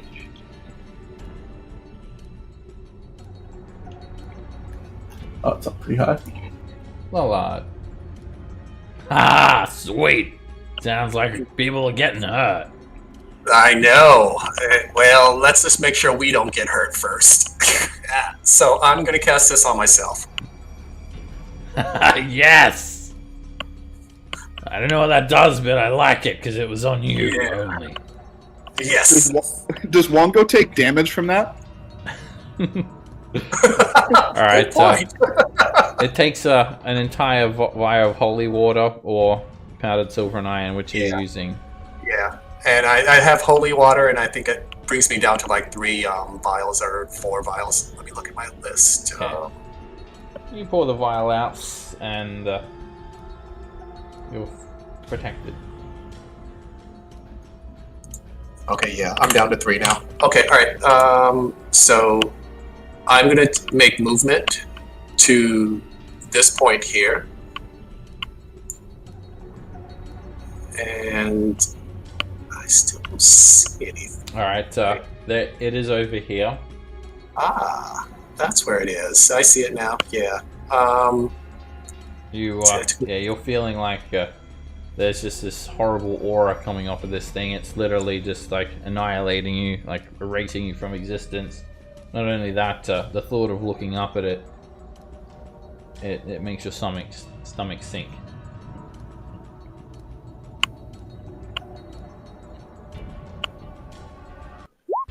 Okay, we're going to further our movement to this point here, and then that's going to be our turn.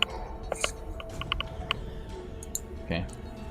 When you end your turn there, you are getting annihilated, Lollard. And you take 5 points of necrotic damage. And I'm resistant to necrotic damage, so that gives me what? 2? Yeah. 2? Okay. Alright, Zarlok, do you look at this thing or avert your gaze? Well, no, I ain't scared of this thing. I'm gonna rage. Alright, so you're not averting your gaze, so you need to make a constitution saving throw.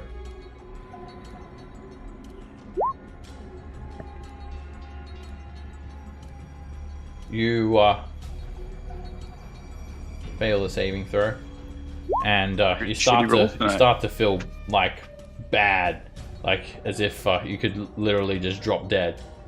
But you fight through it, so it's not as bad, and you only take 14 psychic damage instead. Okay. Hoping my rolls will be better later on. Rage as a bonus action.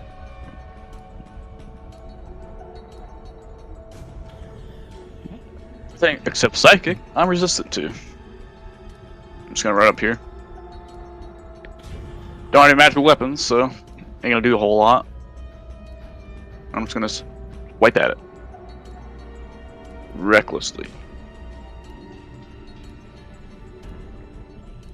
Hit. You slam the axe into this thing. You do note that the axe blade kind of bruises it instead of slices into it, but you still hit it reasonably hard. And it hurts it. It's like disgusting ichor drips out of it. And one more time. Hit.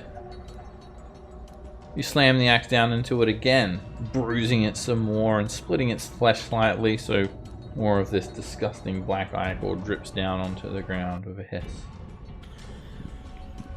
I will end my turn there. You take 5 or 2 points of necrotic damage from the annihilation at the end of your turn.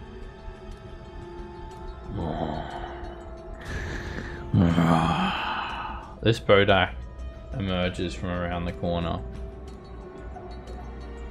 And are you looking at it, Eridani? Probably not. I'm averting my gaze, but I was holding the spell. Does that go off? No, not if you don't see it. Well, okay, then I was looking because I said I was looking for. Make a so I have Constitution to saving make a throw. Constitution saving throw. Okay. Yeah, you were like looking down there. You didn't actually avert your gaze. No. I said I hold my spell. Right, you unleash the spell, but when you behold this thing, it just sends a wave of terror through you. And one moment.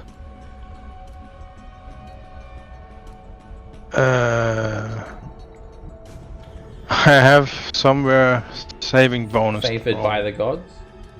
Is that what you're thinking? Divine, no, divine. Favored by the gods. Yeah. Do you want to 2d4. post that ability? So see what it does. Okay. Doesn't take any sort of reaction. You can, if you fail the saving throw, which you do with an 8, you can roll 2d4 and add it to try and earn some favor by the gods and change the outcome. I get a 13, and you manage to stare down this thing without it affecting you. You unleash your Eldritch Blast.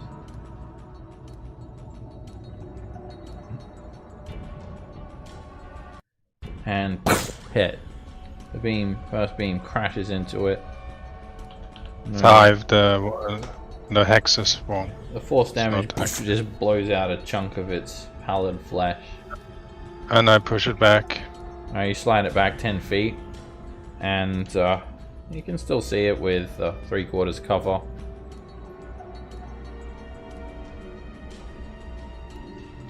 You want to shoot it again? Do I get to shoot it again? Yep. With an hold action? Yep. Oh, okay. You get 2 shots. And 16 miss, it hits the wall. Okay. Oh. It continues moving forward, emerging around the corner, and you can see it, Lollard, barely. And it uses its withering gaze on you. It starts to stare at you and just annihilate you, sending necrotic energy surging through you. Actually, yeah, just you. So make a Constitution save, Lollard. And with your protection from evil and good, disadvantage on attack rolls, can't be charmed, frightened, or possessed. It's not charmed, frightened, or possessed. Alright, you are withered for 4 points of necrotic damage with your resistance. With the resistance? Okay, so yeah, 4? Yeah, just 4 points. And it's its turn. Eridani, do you wish to avert your gaze from this thing? I avert my gaze. Okay. You look away. Yeah. And I move north. No, before I do that, can I try to hit him with my spiritual weapon if I avert my gaze? Yeah, you can do attack rolls. You're just at disadvantage, and it's got half cover. But, there it is. Oh, sorry. That's no. I was on a normal roll, so I will roll 2 dice for disadvantage. One more. Ooh. And you hit it. You hear the spiritual weapon crash into it. You hear the impact. You don't dare look up to see how damaged it is.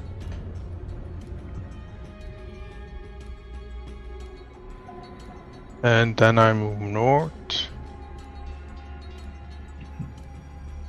And cast Bless on myself, Orion on Millhouse.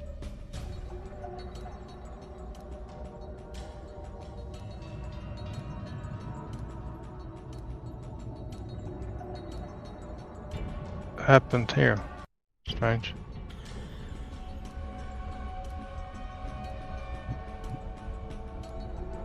What? Okay. Yeah, that's right. Bless goes on, plus 1d4 on attack rolls and saving throws. Bless is for 3 people, right? Yes. Yeah. Yeah. And that's my turn. I used Bless as a spell and yeah. Okay. End of turn. Orion. So once you've averted your gaze, I'll assume that you continue to do so unless you specify otherwise. Sounds good. I'm using a bow and my eyes are closed. Can I target this one up here? Do I even know it's there? Actually, one second. You have other senses, not just sight. I just need to check something. Eridani. No. Eridani, you actually are in the aura of wait. Yes, you're in the aura of annihilation, Eridani. You actually took necrotic damage at the end of your turn. You can feel it. Okay. 5 points. Okay. Alright, I didn't know that. you can hear it, so you know where it is. You can hear it, you can probably smell it as well, because you're kind of wolfish. So you know where it is, you just can't pinpoint its exact location. I will It's making a lot of noise. As everyone is. Using my nose, I'll try to smell its weak point and Okay. try to shoot it. Alright, it's got 3/4 cover. And 25 is a hit. You just hear the arrow thump into it. And then you hear the arrow just slam into a stone wall. And then I will run away. 20, 25, 30, 35, 40. As you escape it, you feel a breath of relief. You feel that you're no longer being annihilated. Alright, this thing's just going to reach out and try to place one of its gangly hands on you, Zarlok. And it misses. You just dodge out of the way. It ends its turn. Millhouse. This heal's going for Iridani, so bonus action heal on Iridani. Oh, that 2D shit. Hell yeah. Damn. Oh. Better than nothing. Yeah, but not. Unnecessary. It's. I'm up to 30 again. Oh, I want to do some damage, so I will gaze upon the horror. Alright, you choose to look at it. Make a Constitution saving throw. Nice. You are able to stare it down without flinching.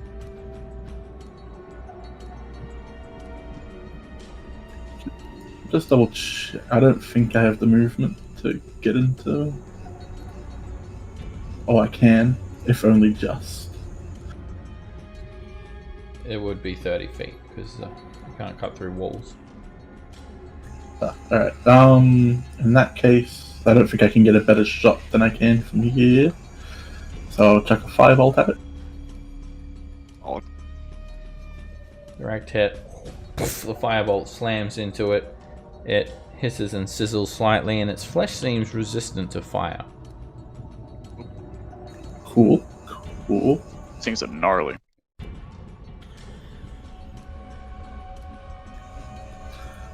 Stand here. Block off some of the way. You're slowly annihilated for 5 necrotic damage at the end of your turn, Millhouse. I should have mentioned, I've got the, what is it, resistant armor to necrotic. Okay. Is that a So, confusion 2. thing? Yeah, it is. Okay. Alright, Lola, do you avert your gaze? If I've... Can I... Ooh,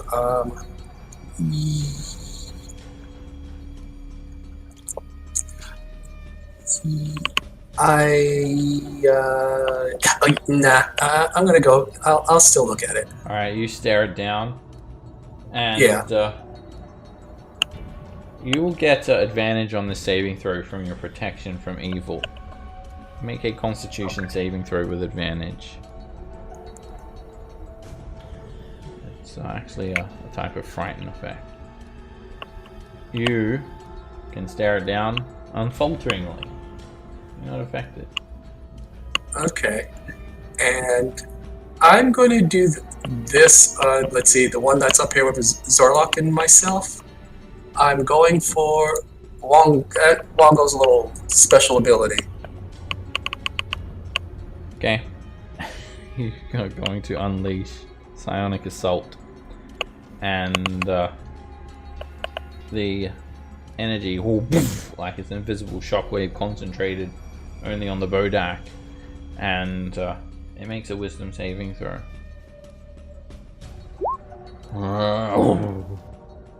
And it's just left in a stunned state.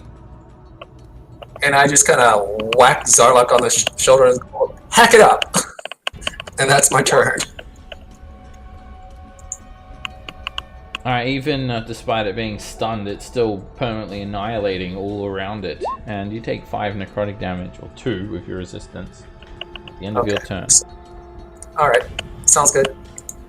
Alright, make a con save, Zarlok, if you're staring this thing down. No, not this time. Okay. I'm gonna take a It blind. doesn't do anything when you look at it in the stunned state.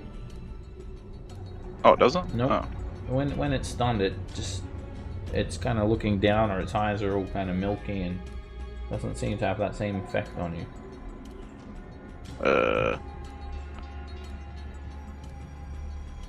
Okay. Weird. I'm just gonna hit it, not reckless, because he's stunned. Okay.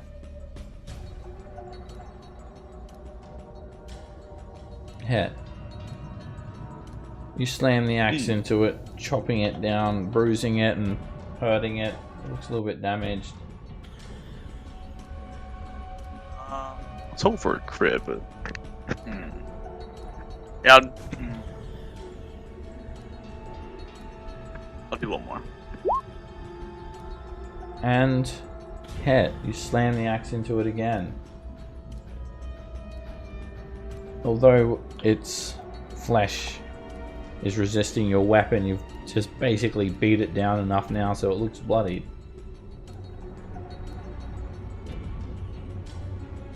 That's all I got.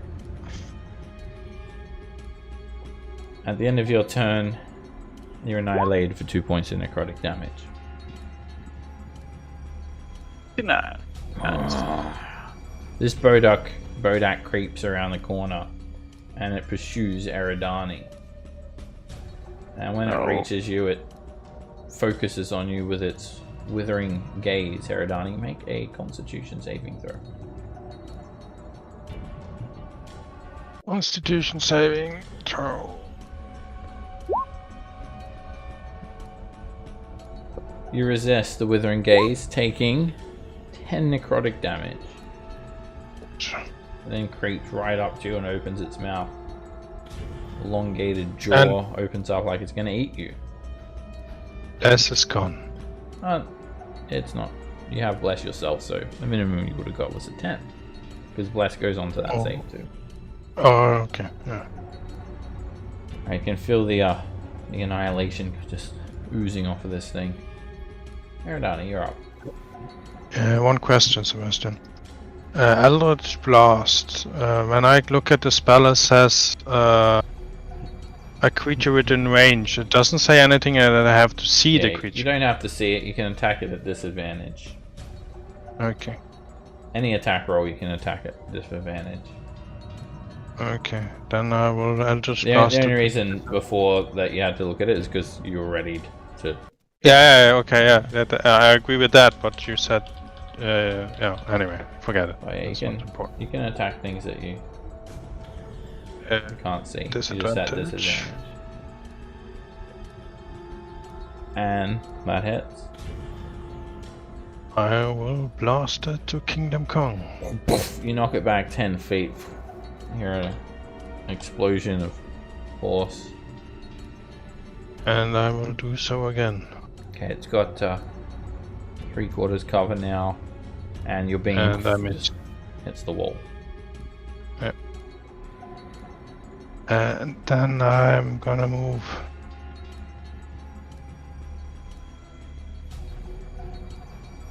over here And I move as a bonus action, I move my spiritual weapon 30 feet in this direction. I forgot about that one.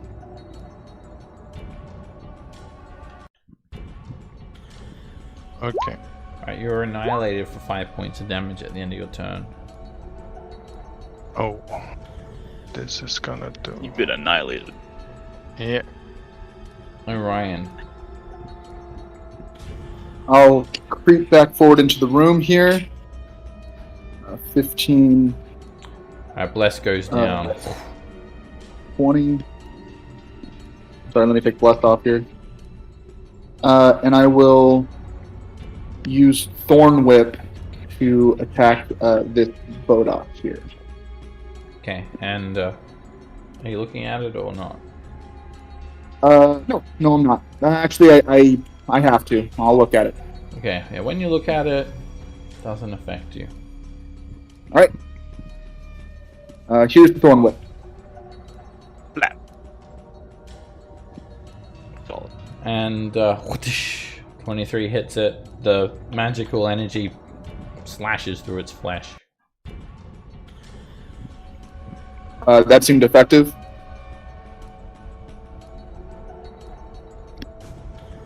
So I'll move back here and try to get cover.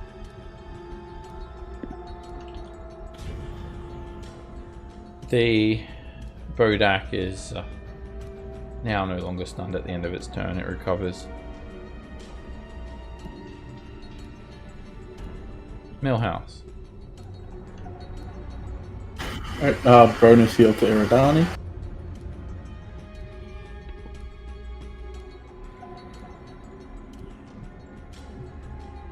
All Wait, And that was all. oh, 15. okay. It's not there anymore. It is.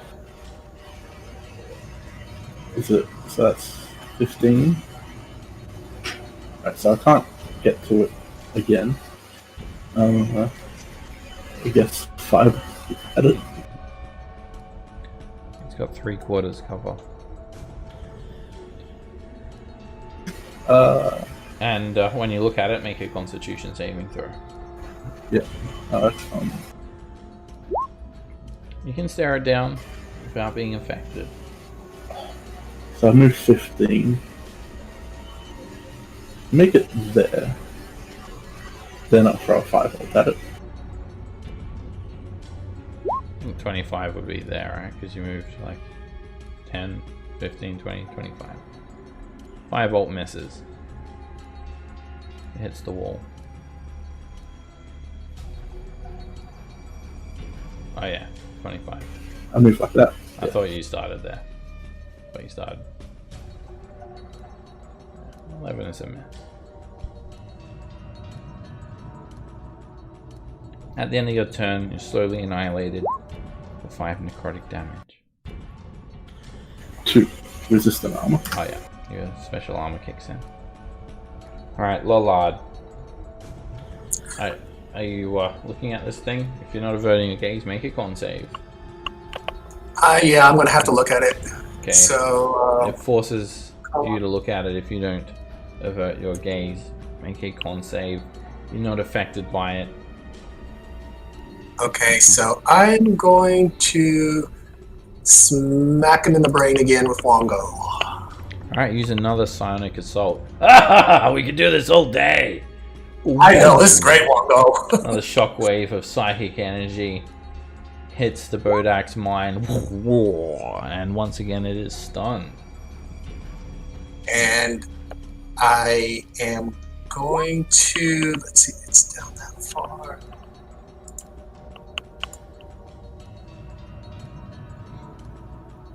I'm going to make movement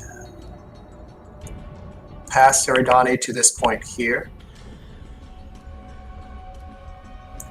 And that, if I'm right, did I do it right? Yeah, that should be my turn. After that, yeah, that's my turn. You take 2 necrotic damage at the end of your turn. And these Alright. aura coming off this thing. Zarlok.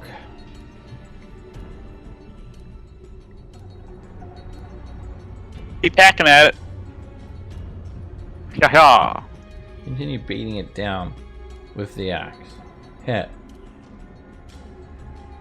They'll get a crit. And you're just like turning it into a pulp.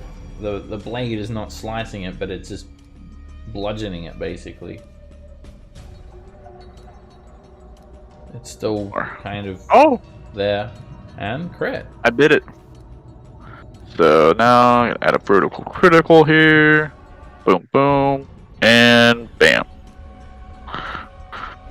Alright, you slam the axe into it, and it's almost a pulp at this stage. 10 points of damage with its resistance. Sorry, 11. Oh, it's barely hanging on. And I guess I'm not. I don't want to get anywhere more inside this area, so I'm just gonna stay where I'm at. Alright, you're annihilated for 2 damage at the end of your turn. Oh, shit. Keep forgetting about that. This Bodak is going to stare you down, Millhouse. Make a Constitution saving throw from its withering gaze. I'll use Flash of Genius. You come up with an idea. Your idea is not to fail the saving throw. And it works. Also, Seth. So it is a new dawn, is it? Or was it a new dawn from our last long rest? It's been, yeah, long rest before when you guys rested last session. That was a new day. Okay, alright. Alright, you take 5 necrotic damage, Millhouse, with your resistances. And then it just slowly creeps up towards you. Eridani. We did a long rest last session? Did you guys? Yeah. I thought you did. No, we did. Did you? No, we didn't. Oh, I don't think so. okay. I don't think The only thing so. We just done short rested. Okay. Yeah, we definitely still rested once or I'm twice. scraping with fumes here. Okay. I was some only reason I thought asking you guys because did. But there hasn't been a new dawn yet, no. I was only asking because you said Ubalaka said it was a new dawn. Yeah. Okay, I move over there, then use my bonus action to hit this guy without looking at him. Yeah, I thought you guys long rested for some reason. Your hit points were too high. We'll have to fix that. That hits. No, Oh, you'll need to... I had 30 when I started today. Okay. You looking at it, Eridani? No, I didn't look at it. Oh, Alright, sorry. disadvantage. Yeah. Hit. The first one, did that hit? Yeah, 17 hits. Yeah. Why does it do that? I don't have any spell slots, but it doesn't use any spell slots, so... Yeah. Now you hear a loud crash as your spiritual weapon slams into it. You're only just kind of looking at the ground and blind fighting it, essentially. You're not sure how hurt it is, but it sounds like you hit it good. Yeah, and I move over here. And go up there, and then at this one I'm looking, and I'm Eldritch Blasting it. Okay, in its enfeebled state. It doesn't do anything. So I have do I get advantage? You do, it's stunned. And that hits.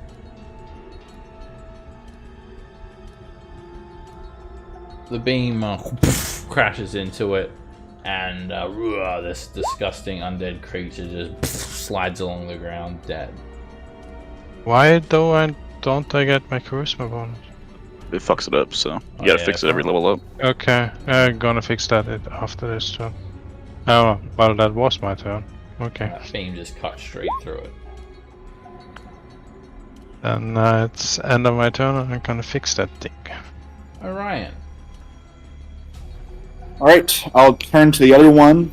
I will have to look at this one. Make a Constitution saving throw. Okay. Oh no, this is risky, alright. You succeed. I'll run up behind Millhouse here, and I'll use another Thorn Whip on it.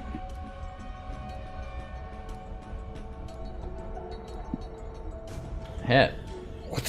Thorn Whip lashes into the Bodak. It's severely bloodied. Whip it real good. I don't even know where it went. Millhouse, if you're looking at it, make a con save.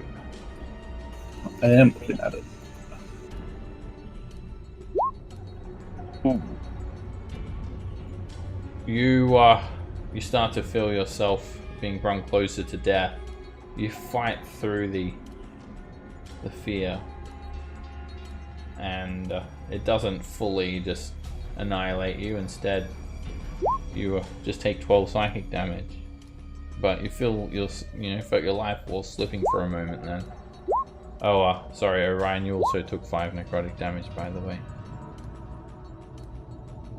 All right, Millhouse, your turn. If Eridani's still in range, this is going to her. I don't think you can see her. She's got total cover from you. Does it? I see a sliver, but not much. Yeah, spells so I don't go think through it's him. walls, unfortunately. Spells don't go through total cover. Well, nothing does. It just says. Alright. You can look up. Okay. It's in the player's handbook spellcasting section. It's not going to be in Yeah. your spell description though. You need a clear path. Yeah, I thought auras went around, that's all. So certain spells do go Well, around corners, but not auras. Fireball, power kill, a few things go around corners. Darkness. Well, I'm sorry, Orion, but I'm frontlining, so let's go on to me.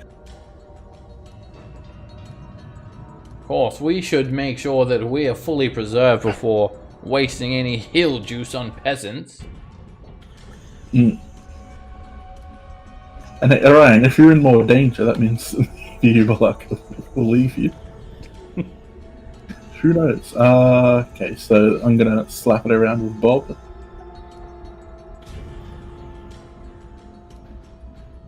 And you embed the battle axe straight into this thing's skull, cracking its head open, and it immediately sinks to the ground, dead.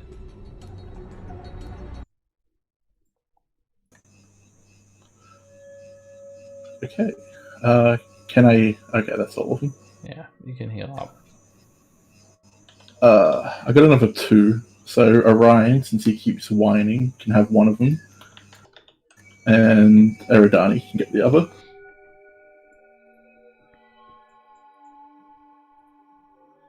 So this first one's for Orion.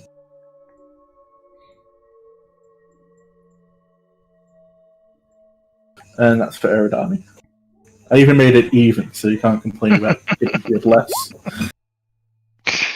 I have one more than I started with today.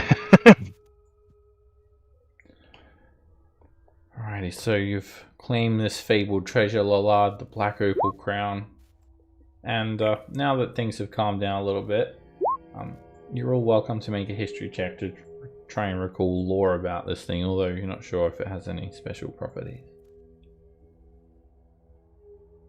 Okay, I'm not very good at history, but we'll see what we can do. Yeah. I wouldn't object shit anyway. Yeah. I just did it for shits and giggles. You forgot that you even have the Black Crystal Crown, Lollard. Black Opal Crown. You forgot what happened like 3 seconds ago. The three of us just standing around going, "Ooh, this is shiny."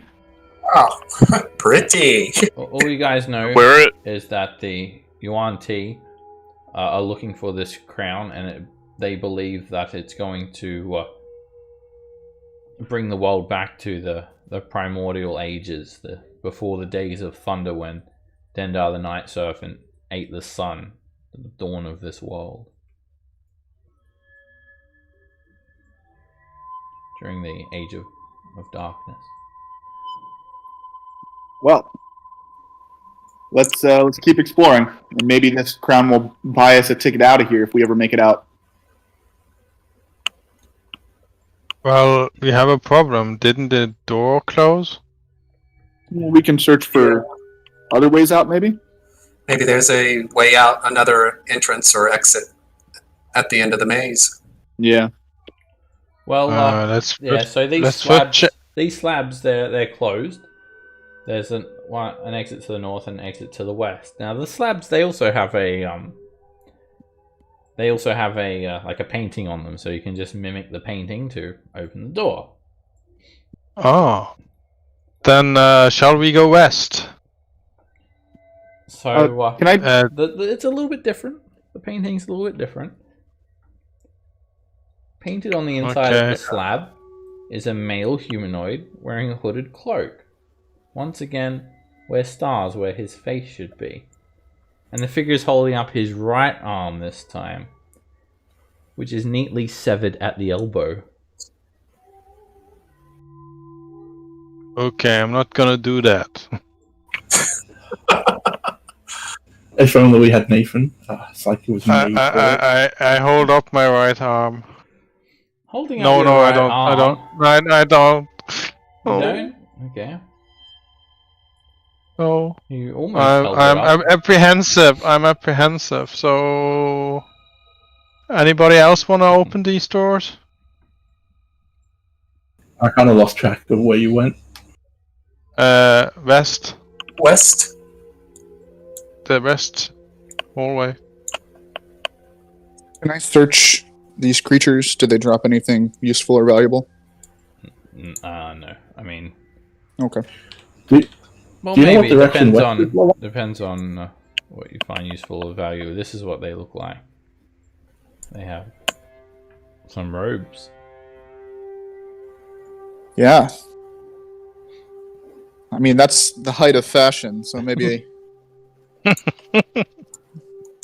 don't have any worldly possessions on them. Did we I've check to gone- the east at all, guys? Is there anything over there? The large one over there. Yeah, there's a. Yeah. No one's really There's a checked over there. Well, we should probably check over there before leaving. Okay. Maybe there's. Let's first check if we can leave. Alright, Orion, so you've got, this is where those Bodaks crawled out of. A green stone face, devilish countenance protruding from the wall. Its mouth is agape and filled with darkness. The face is 6 foot tall. The mouth is 2 foot in diameter. And, you can hear this faint whispering emanating from it.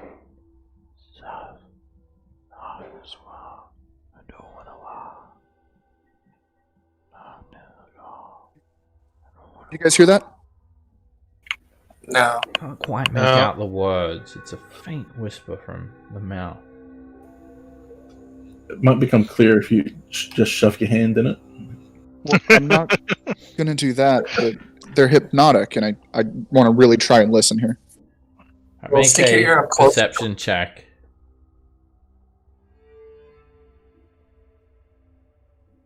It's abyssal. Do you understand abyssal, Orion?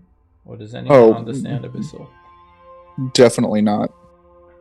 I might. Rugulmuga. Rudugustabalo. I heard Gusta in there. Does anybody speak the demon language? I do. That's infernal. They're saying something. Alright, Eridani can translate. Darkness is coming for you. Your doom is at hand. Okay. It's How saying our useful. doom is at hand, so I think we should leave this place. I think that's fair. Let me give it one more once over. Can I look and see if there's anything mechanical here? Any lever switches, hidden Make stuff, a that kind of thing. Perception check. Do you understand doom is coming for you? No, Well, I'm darkness not- is coming for you? I'm not going to poke it. I just want to take a look at it. So yeah, you see the face, the darkness, but nothing else notable about it. Just that the darkness is just so very dark, it just seems to absorb all light around it. Green devil's Let's- face. Let's get out of here. Bodak Maybe not there's included. something in there. Ah. So that's where the boat axe came from, huh? Yeah, maybe if we poke it I more, think- will come out. I think Ardani's right. Let's get out of here. If you look closely, you can see it's suspicious brown stone on the ground. Right over there. Well, what if that's an interest to help Nathan? I do want to see Nathan again. Yeah, Nathan. Well, I Eyes think of lost you're- cause. Oh, something happens as well. When you grab the crown, I forgot. Oh. Suddenly, maybe they were just waiting a little bit, but suddenly a voice is heard in your mind, Lollard.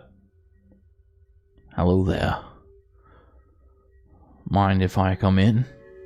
What? Who the hell's this? What? Ah, Wongo. You're too reckless. You're foul. This host needs a keen mind. I'm coming in. Focus. Meditate. Focus your mind. And Shigambi has entered the Black Opal Crown. And Fancy. your trickster gods start fighting. Wongo is odd. Shigambi is even. Shigambi. Shigambi. You're mine now. Hello, Lollard. My name is Shigambi. Hello? What happened to Wongo? Wongo, he will not bother you anymore. Together we shall unite. We shall face evil. And we will dispose of this evil Asarak. We will be cautious. And we will be wise. And Wongo is just no more. He is dispelled from you, Lollard. So Wongo's spirit leaves you. You gain now a new floor. Here is a handout for Shigambi's spirit, which I'll give to you in a second.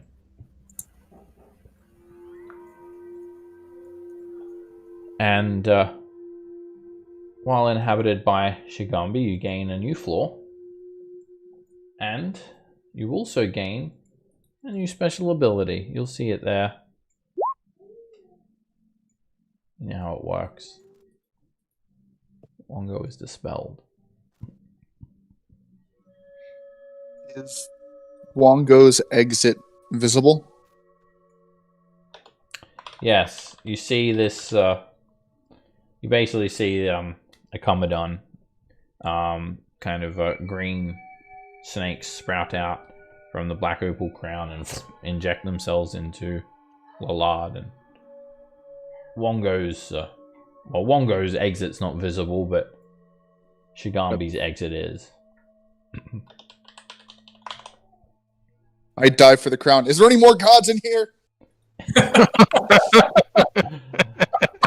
You try to grab the crown, and nothing happens when you touch it. God damn it. Wait. Shigambi. Is that? Okay. Is there a Like, nice god named Shigambi? Yeah, Shigambi and Unk are the last ones. The Shigambi didn't. Oh, Nathan, Shigambi was the tiger. Oh, that's right, yeah. the tiger with the Oh, legs. the tiger, yeah. The one Nathan found in the instrument. We don't know that. And we don't know that, but I misheard it as Oh. Shigambi. It was Wow. Shigambi. I must admit, your other companion. I can tell that it was your companion. They did not make the wisest of decisions. I am No. sorry to tell you, but your friend Nathan, he has been annihilated. You witnessed this, Shigambi? I did indeed. And Through a portal of darkness, much And like it the is- one that you view now. oh, His body was Sad. incinerated, annihilated. It is no more. it's a sad day. Very sad will tell- indeed. I must tell the others. I kind of let the others know that Nathan is no more.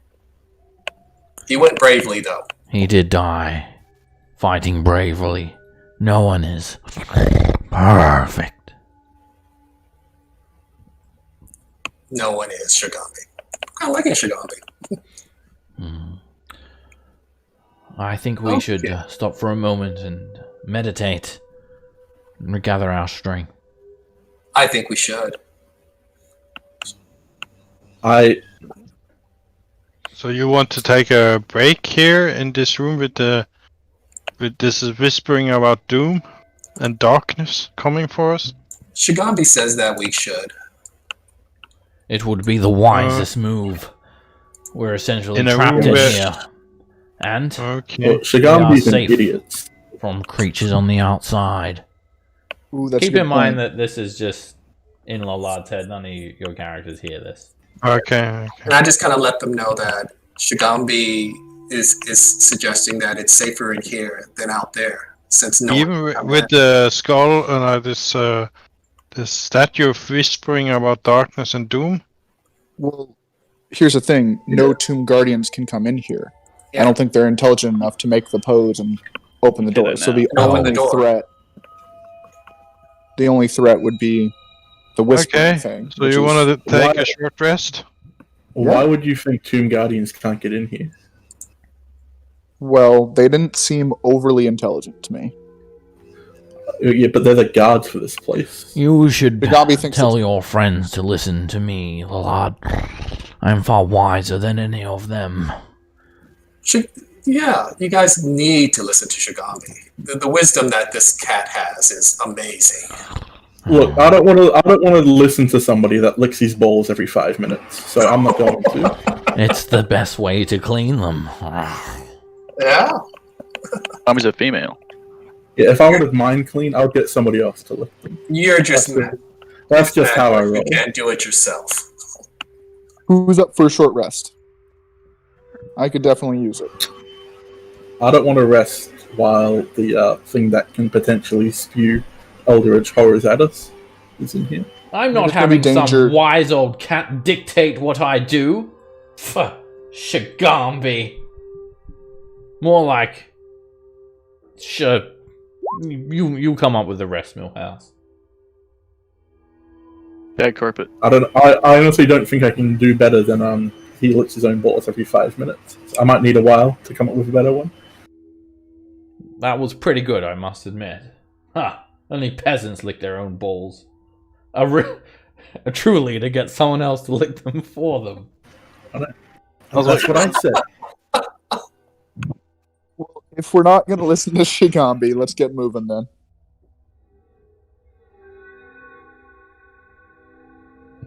So, We should begin resting, Lallard.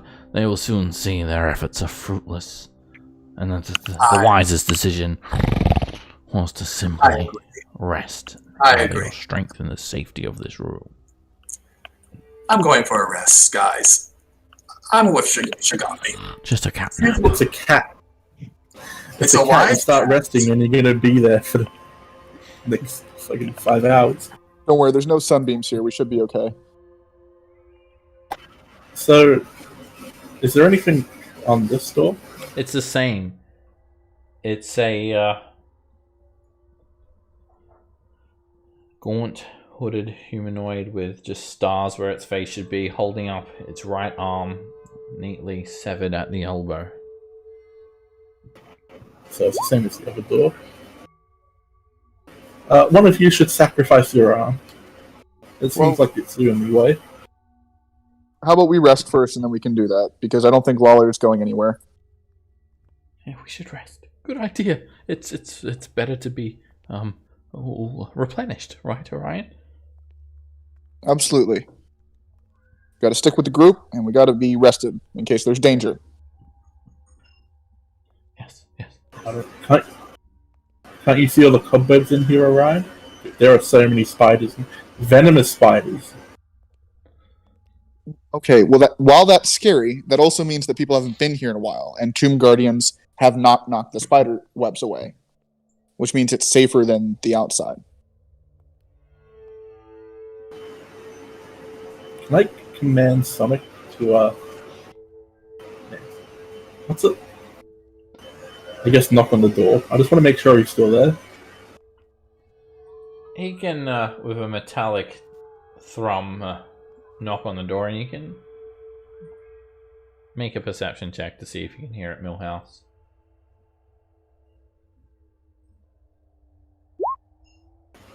You don't hear anything.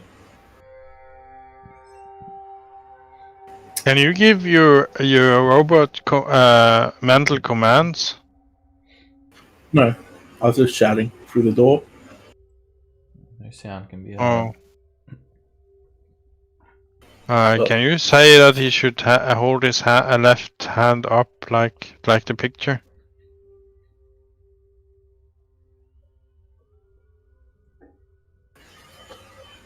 Why would I have to hold my left hand up?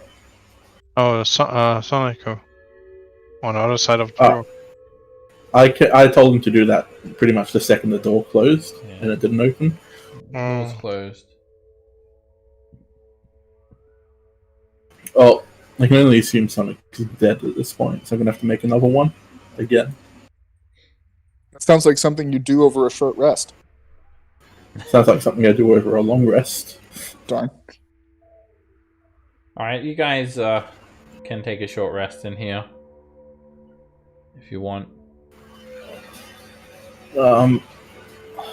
Yes, please. Before that... Oh no, I already assuming he's dead. Never mind. But did you know Sonic has hit die too? I didn't. He has D8s, right? Yeah.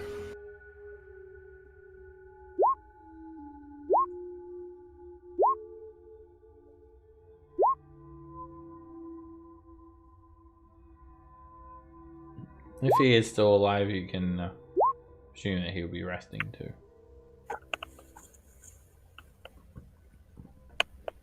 Does anyone have any crushed diamond dust? Yeah, we just in my pockets. My backpack outside the tomb. Oh, okay. All right. That's what I thought.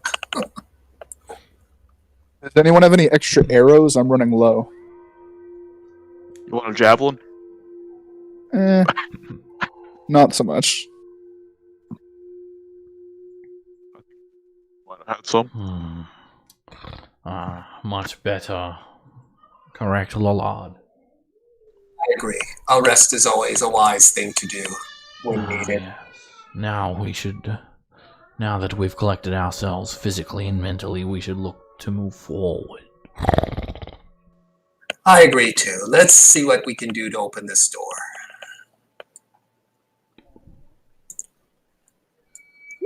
The image depicts a person with no knee or one leg? No forearm. No forearm? Okay. So...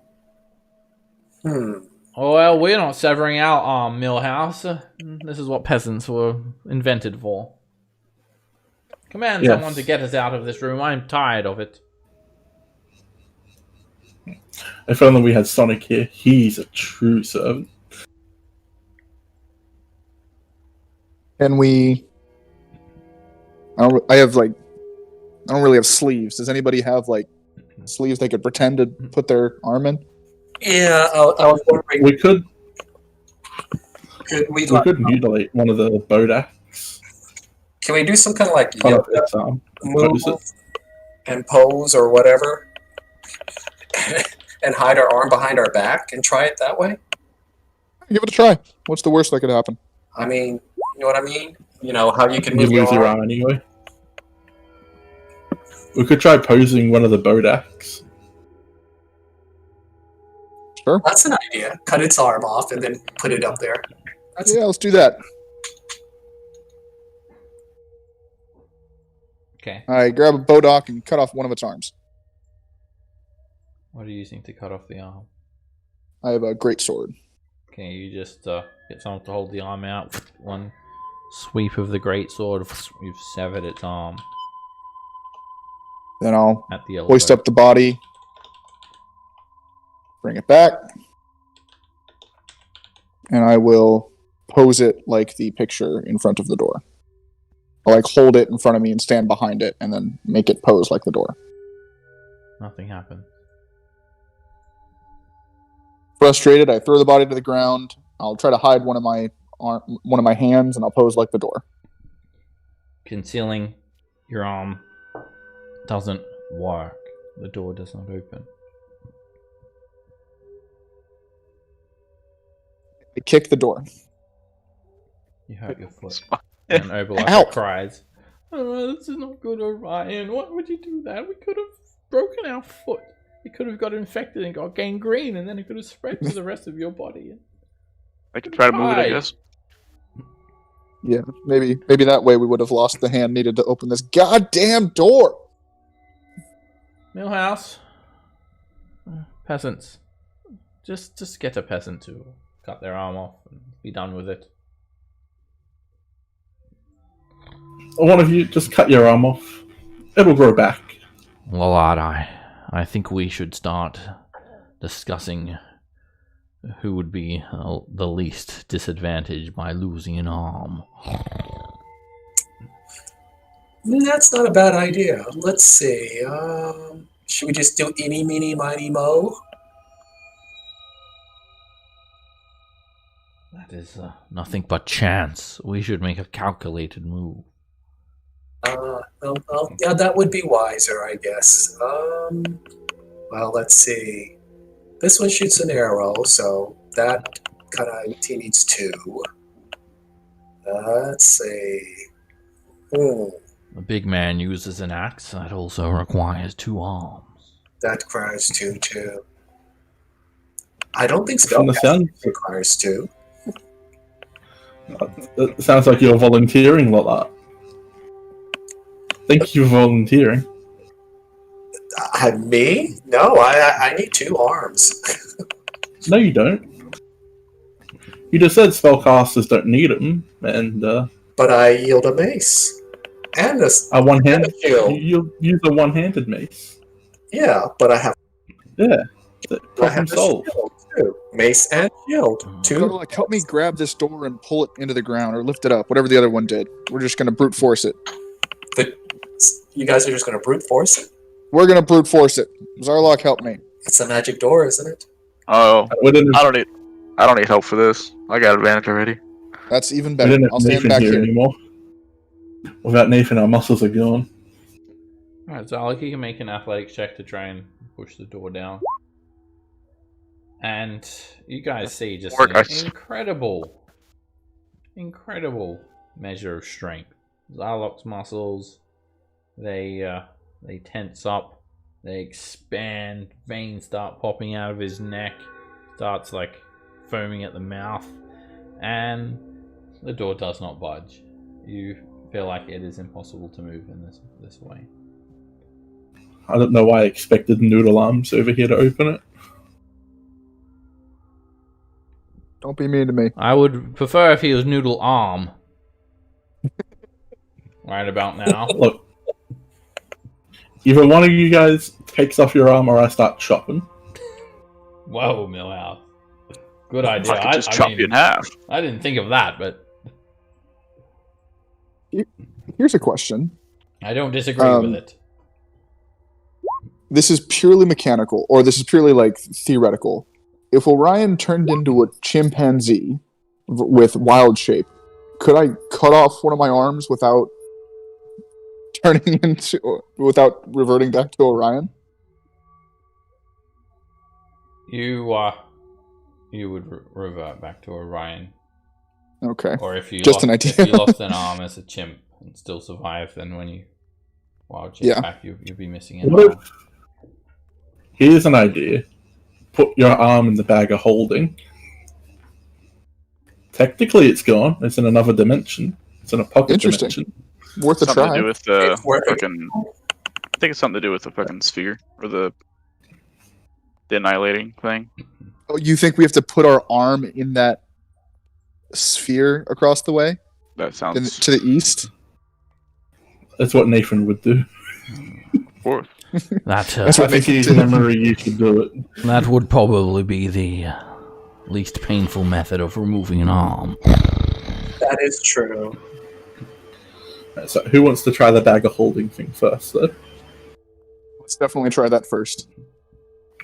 And then after that, I guess someone will stick their arm in that darkness. Thank you for volunteering, Ola. I need 2 arms.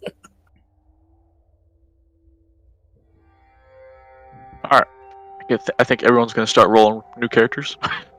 We're going to be stuck in here forever.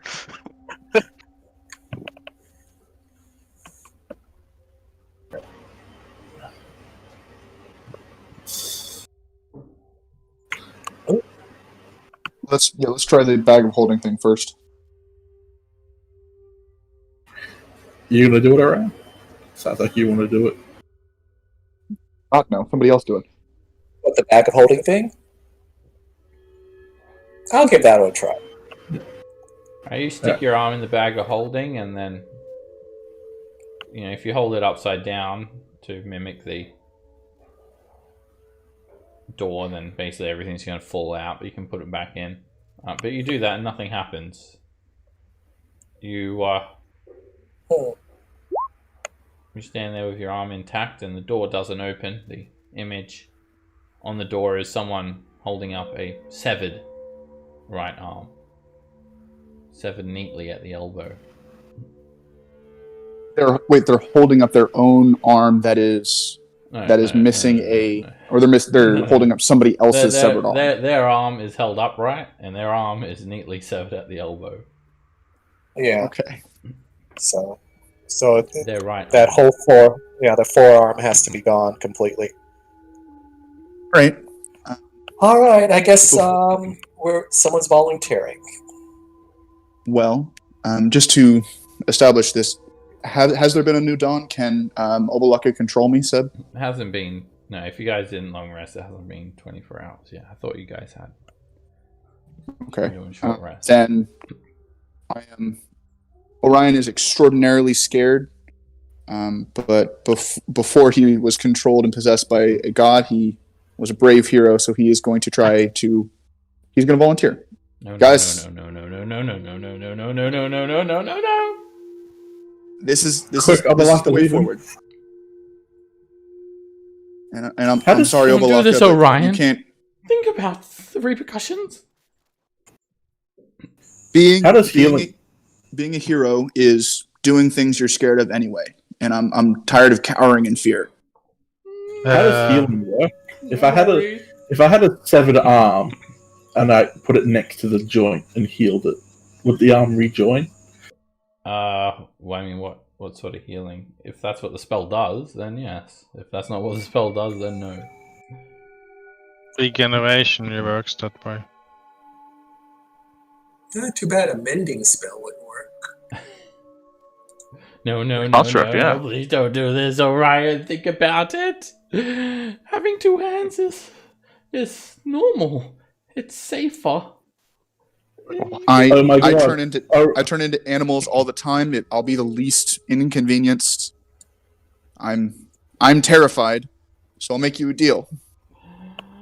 Get out of my body, or I am putting my arm in the hole. I can't leave. I won't leave. I'll still love you, Orion, even if you only have 1 arm. Know that. All right.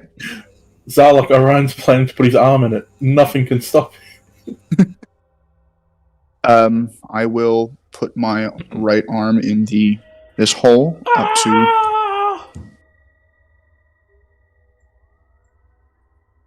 Oh. Your arm is just like deleted from existence. You push your right arm. Wait, which arm? Left or right? Did you get the right one? I hope so. Which one did you put in? The right one. The door was the left arm. I'm Fuck. joking. And you don't feel any pain. And then you pull your arm back and it's just kind of cauterized very neatly at the elbow. And you gain a new feature. It's called Lost Arm. Great. Alright, yeah, it's completely pain-free. But there are some disadvantages from having a lost arm. You can no longer hold anything with 2 hands, and you can only hold one single object at a time. Probably can't wield a bow anymore either. I think it's difficult. You can use a bow. Disadvantage. You can hit people with it as an improvised weapon attack. All right. Oh, Ryan, this is just terrible. You are just so not risk adverse. I'm shaking. That was awful.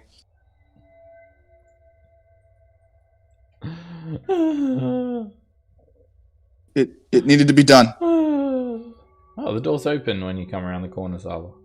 Looks like Sonic got it open after all. Sonic. Nah, I'm messing with you. Oh. What about this door? The door is closed. The slabs are still closed. Alright, Ryan, for severing your arm, you get inspiration. Thank you very much. Do you already have inspiration? I did. While back. Who wants inspiration? I'll take it. All yours. Yeah, I'm inspired. I'll stand in front of the door, still absolutely shaking. Can't believe I did that. And I will make the pose the person's making in the door. I'll pat him on the back. The stone slab Good job. sinks down into the ground. I have earned to never go first ever. There's heaps of cobweb obscuring this hallway. I can make you a new one when I level up, Ryan. Don't worry about it. Okay. I just got to level up to 10. It should be right around the corner, really. Millhouse, do you have any more of those fireball thingy bobs? Yes. It's a bunch of spiderwebs. That might be fun to look at. As you say that, I lob a firebolt at the spender. The web Oh, you can do it immediately too. is incinerated. Got another one here. Let me get out of your way. And I become invisible again, and I hit a new firebolt to a new. And it burns away. The web recedes and it clears the hall. The hallway continues on. Some more web and a right turn. Wait, hold on a second, guys. If my spatial awareness is what I think it is, I think one of the dwarves that ran down the corridor up above us died, or didn't come back after you ran down it. Probably went into the room and died in the room. We didn't see any bodies in there. I use a firebolt on this one too. The fireball wipes the cobweb away. It burns, trickles down into little drips of smoke and fire. I use another one for the next one. And I use one for this one. One's already been wiped away. Okay. As you firebolt the web, you reveal a room beyond. A dusty room, 15 foot square, and it's empty except for this ornate rectangular mirror mounted on the wall opposite the room's only exit. Mm-hmm. There was something about a mirror. Hold on. The mirror holds 12. 12 what? Maybe it's the room on the other side with 12 people on the other side. 12 rooms in the mirror. 12 sitting places on a table in the room on the other side of the mirror. Yeah, how can a mirror hold anything? We're working with dimensions all the time. Or teleportation. You think it holds 12 dimensions? Maybe. Maybe it's someone holding 12 of something in and facing the mirror. Inside the mirror? No. It's like you are holding 12 of something as you're looking at the mirror, so that way the mirror does hold 12. Well, we Does that make don't sense? have anything with 12. Well, is there 12 anything in that room? I haven't seen it yet. I don't know. I don't see the whole room. I don't want to go too close. I'm afraid of that mirror. Sonic, here boy. Sonic, here boy. Okay, we go past the mirror room and do something else first. I was just coming up here to get Sonic. Yeah. Oh. Does Sonic respond to my calls? No. He's well, if he's back where you left him, he's pretty far away. He probably doesn't hear you. I was shouting pretty loud. He's pretty far away. That's over 100 feet. That's upstairs. But you know what? I'm just gonna jump over the rail. I don't take fall damage. Right. That's why I swan dive. Swan dive back up. A perfect 3-point face plant, Millhouse. Excellent. Show them how it's done.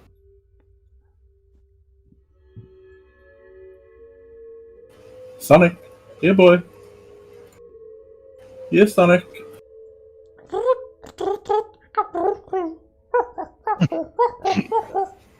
There he is.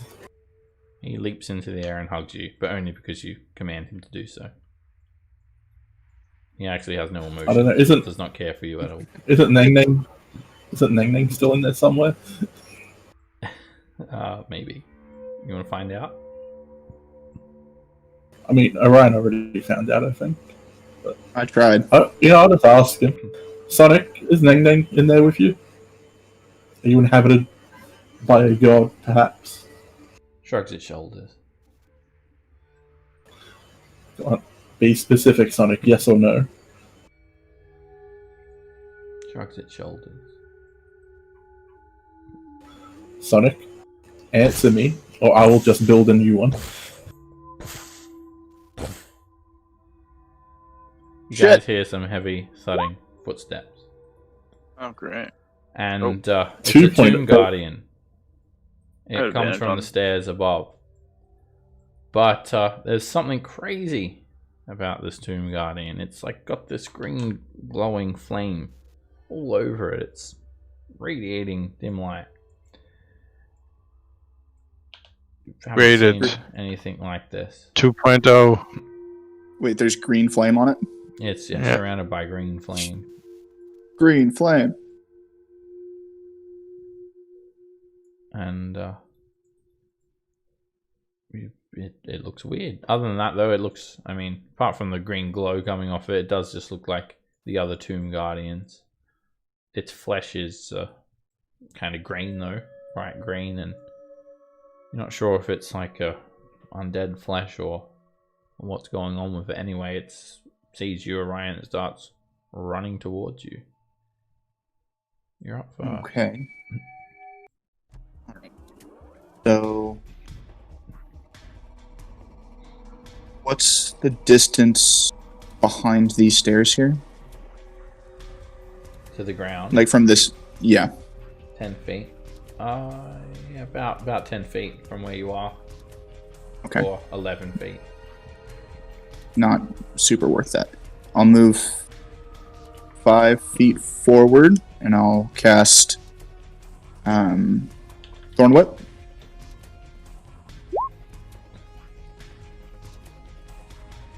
Alright, you don't use a shield rider, right? I have bracers of defense. Multiple bracers seem like it's an issue. Okay. Braces. Yes, you cannot use braces of defense. Well, braces that is go on your a forearms, problem. and you don't have two forearms. Wearing one bracer doesn't work. Okay. Down goes my AC.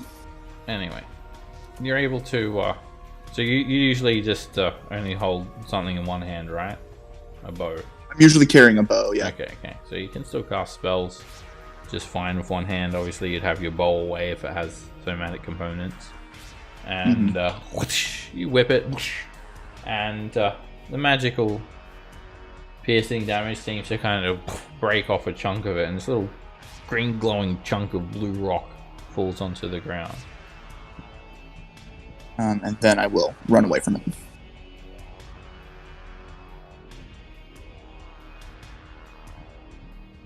Zarlok. I will 10, 15, 25, 30, 35, 40. As I rage, I can move half of my movement speed thanks to Tasha's new ability. So it'd be 20 feet. So as I rage, so 10, 15. And then as my normal movement. Alright, is that how it works? I can do that and then normal movement? Yeah, you can use all your... Okay. Yeah, then I can just get here, just fine. I have like 5 left after that. I am going to... Hold on, what's the rage stipulations? Do I have to do damage with it, or just attack? Okay. For what? For shoving attacks, does that count as attack? To not lose your rage. A shove Yeah, is an shoving an ability attack, check, or- it's not an attack. Okay. I'll just shove it once and attack once. Alright, if you want to shove, make an athletics check. Are you shoving it prone or shoving it back? Shoving it back and then move up 5 feet. That's Okay. all I have left. You shove it back. Yep, and then attack it once with my great axe. Since I wasn't to start my turn, it's not reckless. Ooh. Swing and a miss. You swing through the air. This thing lets off a green shockwave of energy outwards 10 feet in every direction. When that hits you, make a wisdom saving throw. Zarlock. Okay. Okay. It hits you and it has some sort of adverse effect on you. You become slowed. Can't use reactions. Your speed is halved. You can only make 1 attack on a turn. You can only do a bonus action or action, but not both. Solid. You can repeat the saving I throw have at to the get end a- of the turn. I'll have to get a natural 18 to survive that. Or Then get- it just tries to grab you and squeeze you, and you dodge out of the way. if it's tries slow, to- that means my AC is -2, right? No, does not Oh, reduce okay. your AC. It's just those things there. Tries to slam you again. It's not the slow spell. And then it just it punches the wall and just takes a chunk of rock out of the wall. This thing is way stronger than a Tomb Guardian. A regular one. Tomb Guardian on steroids. Millhouse.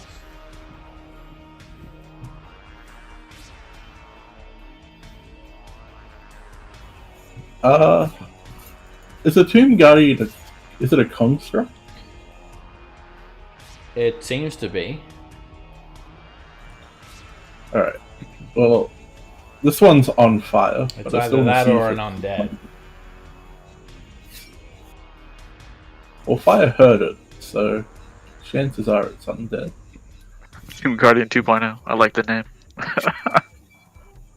But just to make sure, let's chuck a firebolt at it. Might heal them. That's right. No damage has been done to it anyway, so it's not like it would be healing. True. Alright, the firebolt, it doesn't resist it in any way. It slams into it, but it also doesn't seem to be bothered by the fire like the other Tomb Guardians. It just kind of crashes into it, and a sparkle of this green flame just kind of zaps about. Alright, and then Sonic. Ooh. Be a fast boy, he can dash. I command Sonic to dash with my bonus action.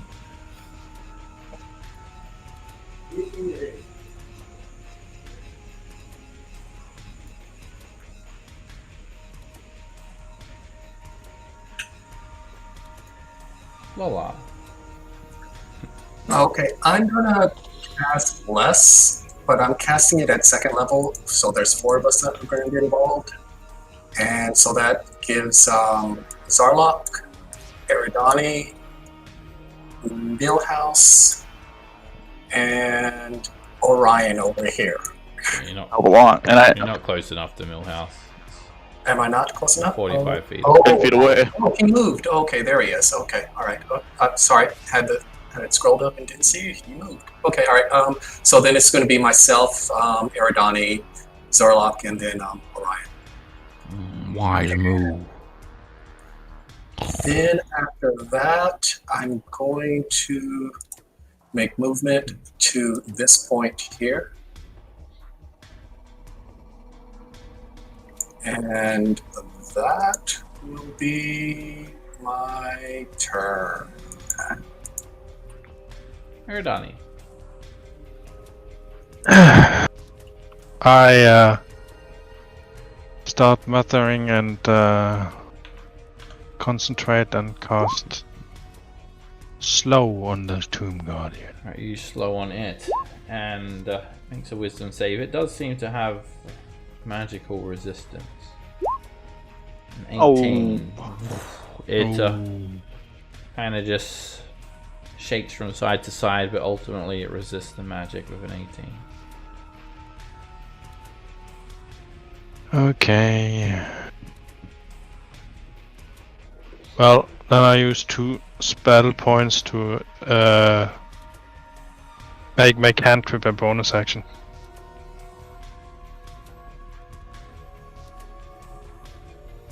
Beacon and cantrip. I blasted through twice with Eldritch Blast. Let's go half cover. And miss. It deflects off its armor. Direct hit. The beam of force hits it in the chest and knocks it up the stairs 10 feet. And yeah, that's my turn. Ah, wait, I can move. I was standing here. 10, 20. Oh, I can't get around the corner. Well, I move here. So Ryan. Forward. It is too far away for me to really do anything. I'll move here and I will dash, climb up this wall with only one arm. What are we doing, Orion? Dangerous. We're doing risky We're- things. Oh, we're out of its... this is fair. I don't know what I was doing. I fully won't do that because I'm scared. I don't have any ranged attacks anymore. Well, actually, there's 0 chance that we could fall, so it's not really that risky. That's 100... Yeah, well, we'll be out of its reach here, so I'll climb up the wall like 20 feet. What are you gonna do next? I'm worried. I'm scared. We're If sticking you here get until up we're in range. 10 feet, you're on the next level, basically. Okay, can I get up 10 feet and be out of its reach? Yeah. Oh, you I'll do might that. need to be 15 feet up. I will do that. Yeah, He's pretty tall. you're up on the next level. Zarlok. Yeah, I guess I'll move up 10 feet, I guess. He's on the right on the edge of the stairs, right? Yeah, he's on the stairs. Well, I can only take 1 attack, so I'm just gonna go attack it. Once. Very slowly. Not recklessly. Hit. The axe just is completely stopped on its Oh, flesh. that's right. Its I flesh forgot about feels these like things. hitting a solid stone wall, and it does 0 Alright. damage. Keeping up my rage, I guess. All I'm doing. You And I'm can, preventing it from attacking other people. you can repeat your wisdom save at the end of your turn. This plus a D4. I'm not. Well, I could get it. Nope. I needed a 7. You're I still needed a slow. 4. Tomb Guardian just keeps on trying to slam into you. It punches, and it hits you for 7 bludgeoning damage. And second attack. Missed. Swings through the air. Millhouse. Alright, I'll keep moving along. So yeah, probably height would give me a better shot. So move up there, chuck another firebolt at it. And it's a crit. That firebolt slams into it and rips off a plate of armor, and bits of green glowing rock kind of break off of it, fall onto the ground. It's looking a little bit damaged. And now. I'll add on 2d46. Alright, you send through an arcane jolt, and an additional beam of force trails the firebolt, doubling up for another 15 force damage. More chunks of growing green crystal break off of it, and now it looks damaged. Alright, and I'll use my bonus action, and I'll command Sonic to dash here.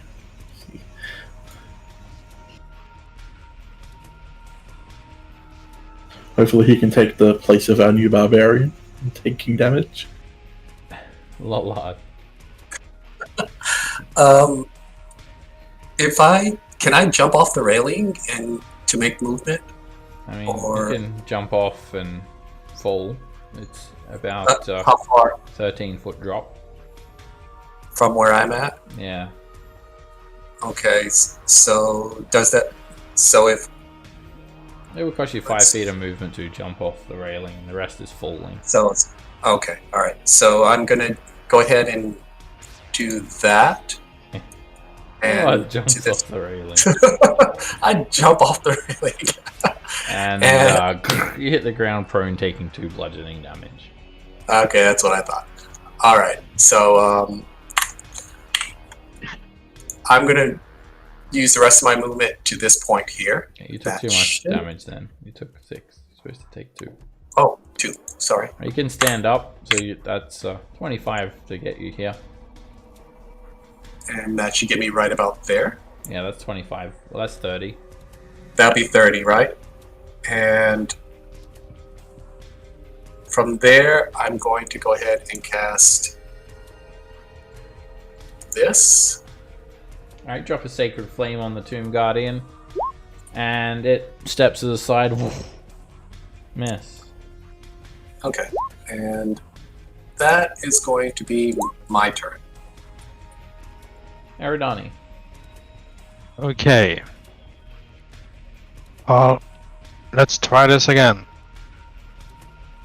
I move.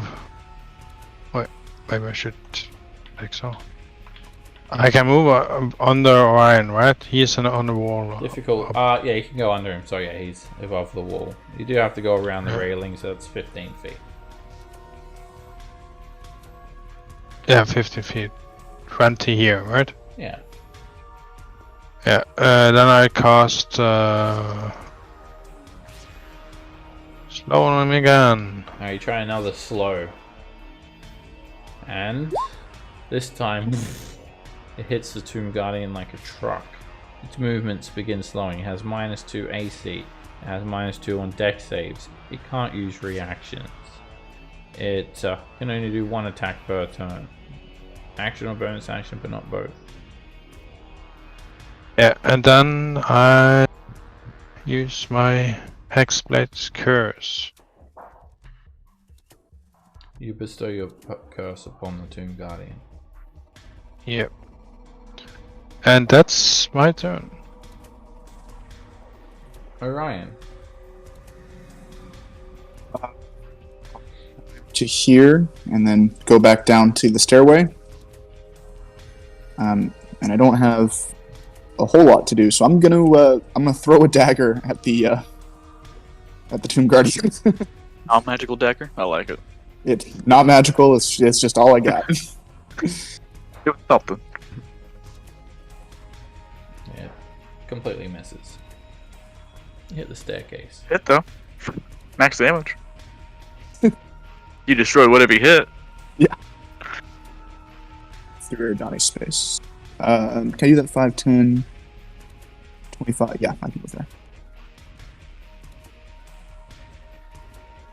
Zarlock. Is it possible if I grappled this guy, would it be possible to swap places, or would I need to actually have room to go around him?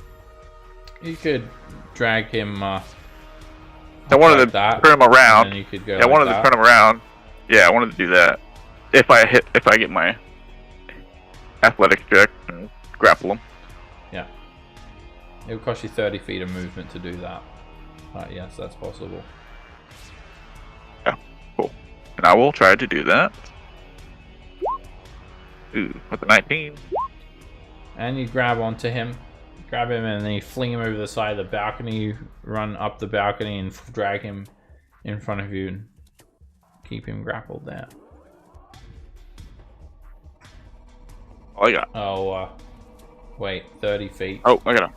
Your speed is halved, so you only have 15 feet of movement. I can do it next turn.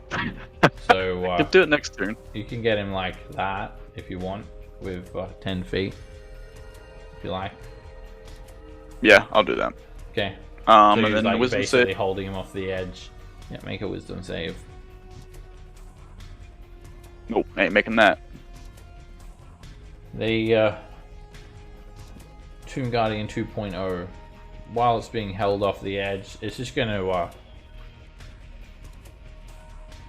reach up and punch Zarlock. It misses. And it ends its turn there. Millhouse. Alright, another firebolt.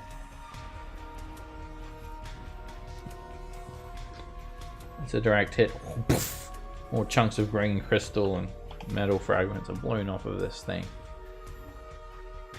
And I will use another Arcane Jolt to heal Eridani Yeah, for 8 hit points. I don't think you're close enough. 30 feet. It's 30 feet from the target I hit. Choose one creature or object you can see within 30 feet of the target. Oh, cool. So the beam of healing basically reflects off the Tomb Guardian, poof, strikes Eridani and heals Eridani up. And 8? Oh, yeah, for 8. For 8. thank you. Yeah, they're per long rest. I just want to try them out. New stuff, you know. Sonic will... I'll use my bonus action to command Sonic to attack the Tomb Guardian. Okay, it's got half cover from the railing. And that hits. Sonic spins up, slams directly into it. Damages it some more.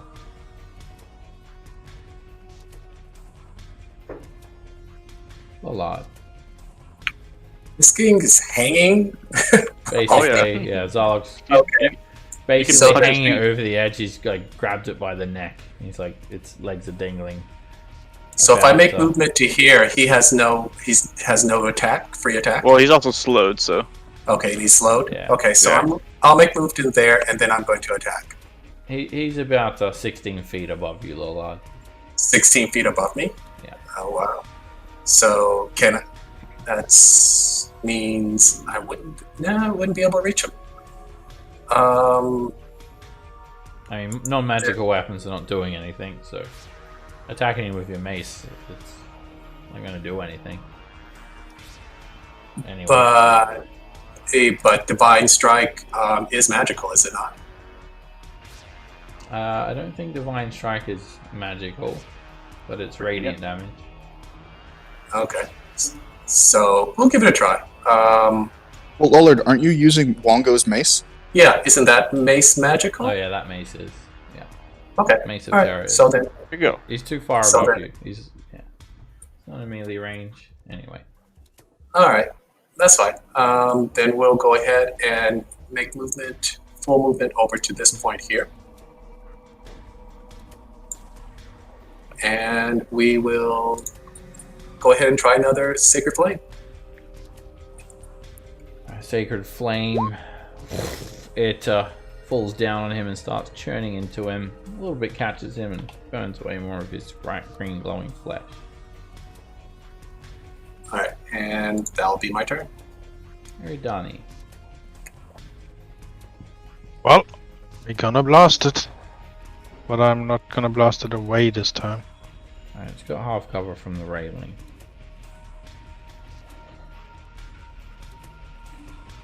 Okay. Hit. So, hit. Alright, the beam crashes into the Guardian, bursting off plates of armor and green crystal. Hit. You see these like kind of the tattoo of your curse glow and rip off even more chunks of the Tomb Guardian. It's looking fairly damaged now. So I go over here, so I'm not on the way in the way for Orion.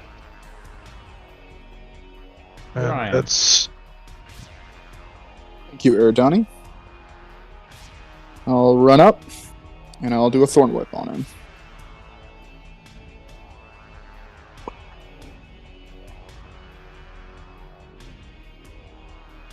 You hit the railing. The railing gives it cover, and that's a miss. Zarlock. Okay. Just my movement swap. That costs Or, you yeah. 10, and are you taking a dash action? It would cost you 20 to move it there. Half my movement is 20. Oh yeah, that's right, Barbarian. Okay. So, you yeah, got it and there. I'll punch it.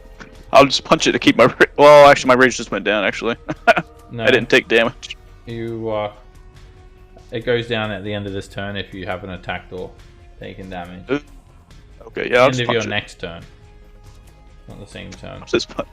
Since I can't use a great axe, I'll just punch it. Okay. I mean, you punch it and it's kind of hurt your hand a little bit.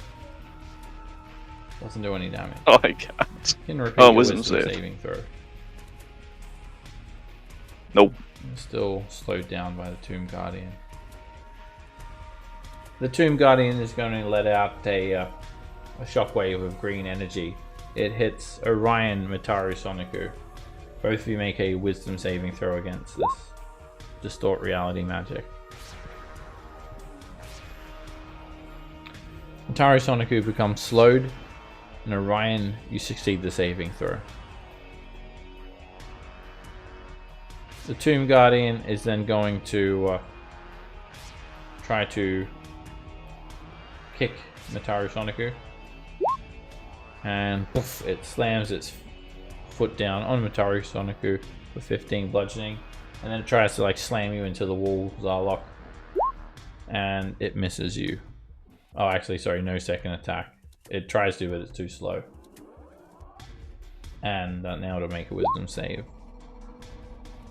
It went to attack you, but it's just too slow to do all that in one turn. Millhouse. Another firebolt. It's another direct hit. Even more chunks of green crystal flung off of this thing. It's starting to really wear it down. It's all rough hewn. Seems to be made of like green stone. There's chunks missing everywhere. It's not flesh like the other one. And I will command Sonic to attack it with my bonus action. Okay. Soniku misses. And he gets to repeat the wisdom save at the end of his turn. Ah, you're correct. Not that I imagine he passes it, but No, he fails. Alright, Lolard. We're going to do another Sacred Flame. I drop another Sacred Flame down on the Tomb Guardian. No Divine Strike in there. Yeah, And no Divine Strike. The Holy Fire falls down and just continues breaking even more glowing chunks off of this thing. It's looking very close to being destroyed. Another good few hits. It looks like it's going to be all broken apart. Aridani. That's my turn. I will hit it twice. Okay, you've got a straight shot there, Aridani. You can clearly see it from that angle. And you hit. You send out a massive beam of energy. It sends scintillating pieces of green crystal flying everywhere. It barely even looks like it has its shape anymore. And you hit. It's too slow to try and interpose its armor this time. And 10 damage almost finishes it off. It's basically Zarlok just holding like a chunk of rock with one arm, trying to hit him. Ryan. Just for flavor, I'm gonna make the vine whip come out of my the stump of one of my arms. I'm gonna try to make it come down on this on this Tomb Guardian. I'm good. And it works. You whip it into oblivion. It gets completely pulverized and it just shatters, turning into just glowing green chunks of crystal that scatter all over the ground. Oh, valuable. That looks valuable. Great. Either valuable or dangerous. That flame around it. You gotta love slow. got Yeah, this, that Orion? was super helpful. I don't need your pity. I can get there before you.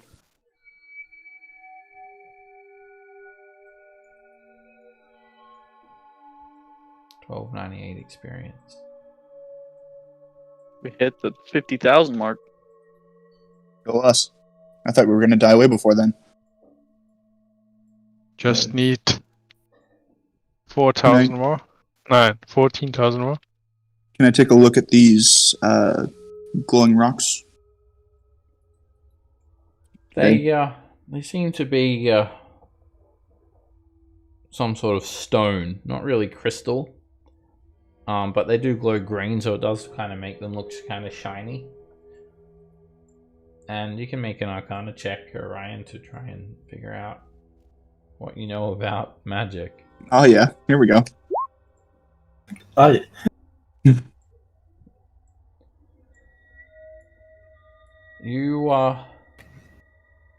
You think they're green and glowy. I poke them with my stump. Well, nothing happens.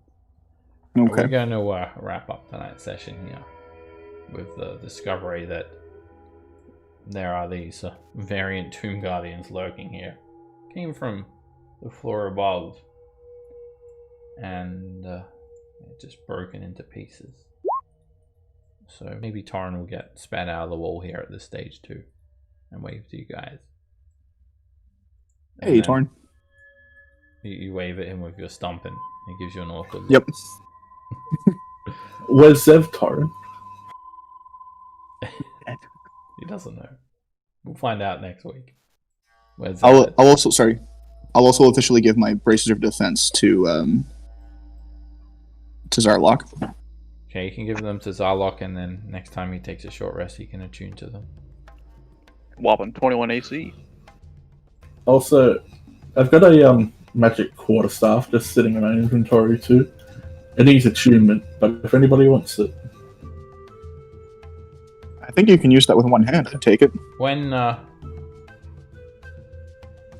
Okay, well, that's it for tonight. Alright, I'll see you guys next week. Take care, everyone.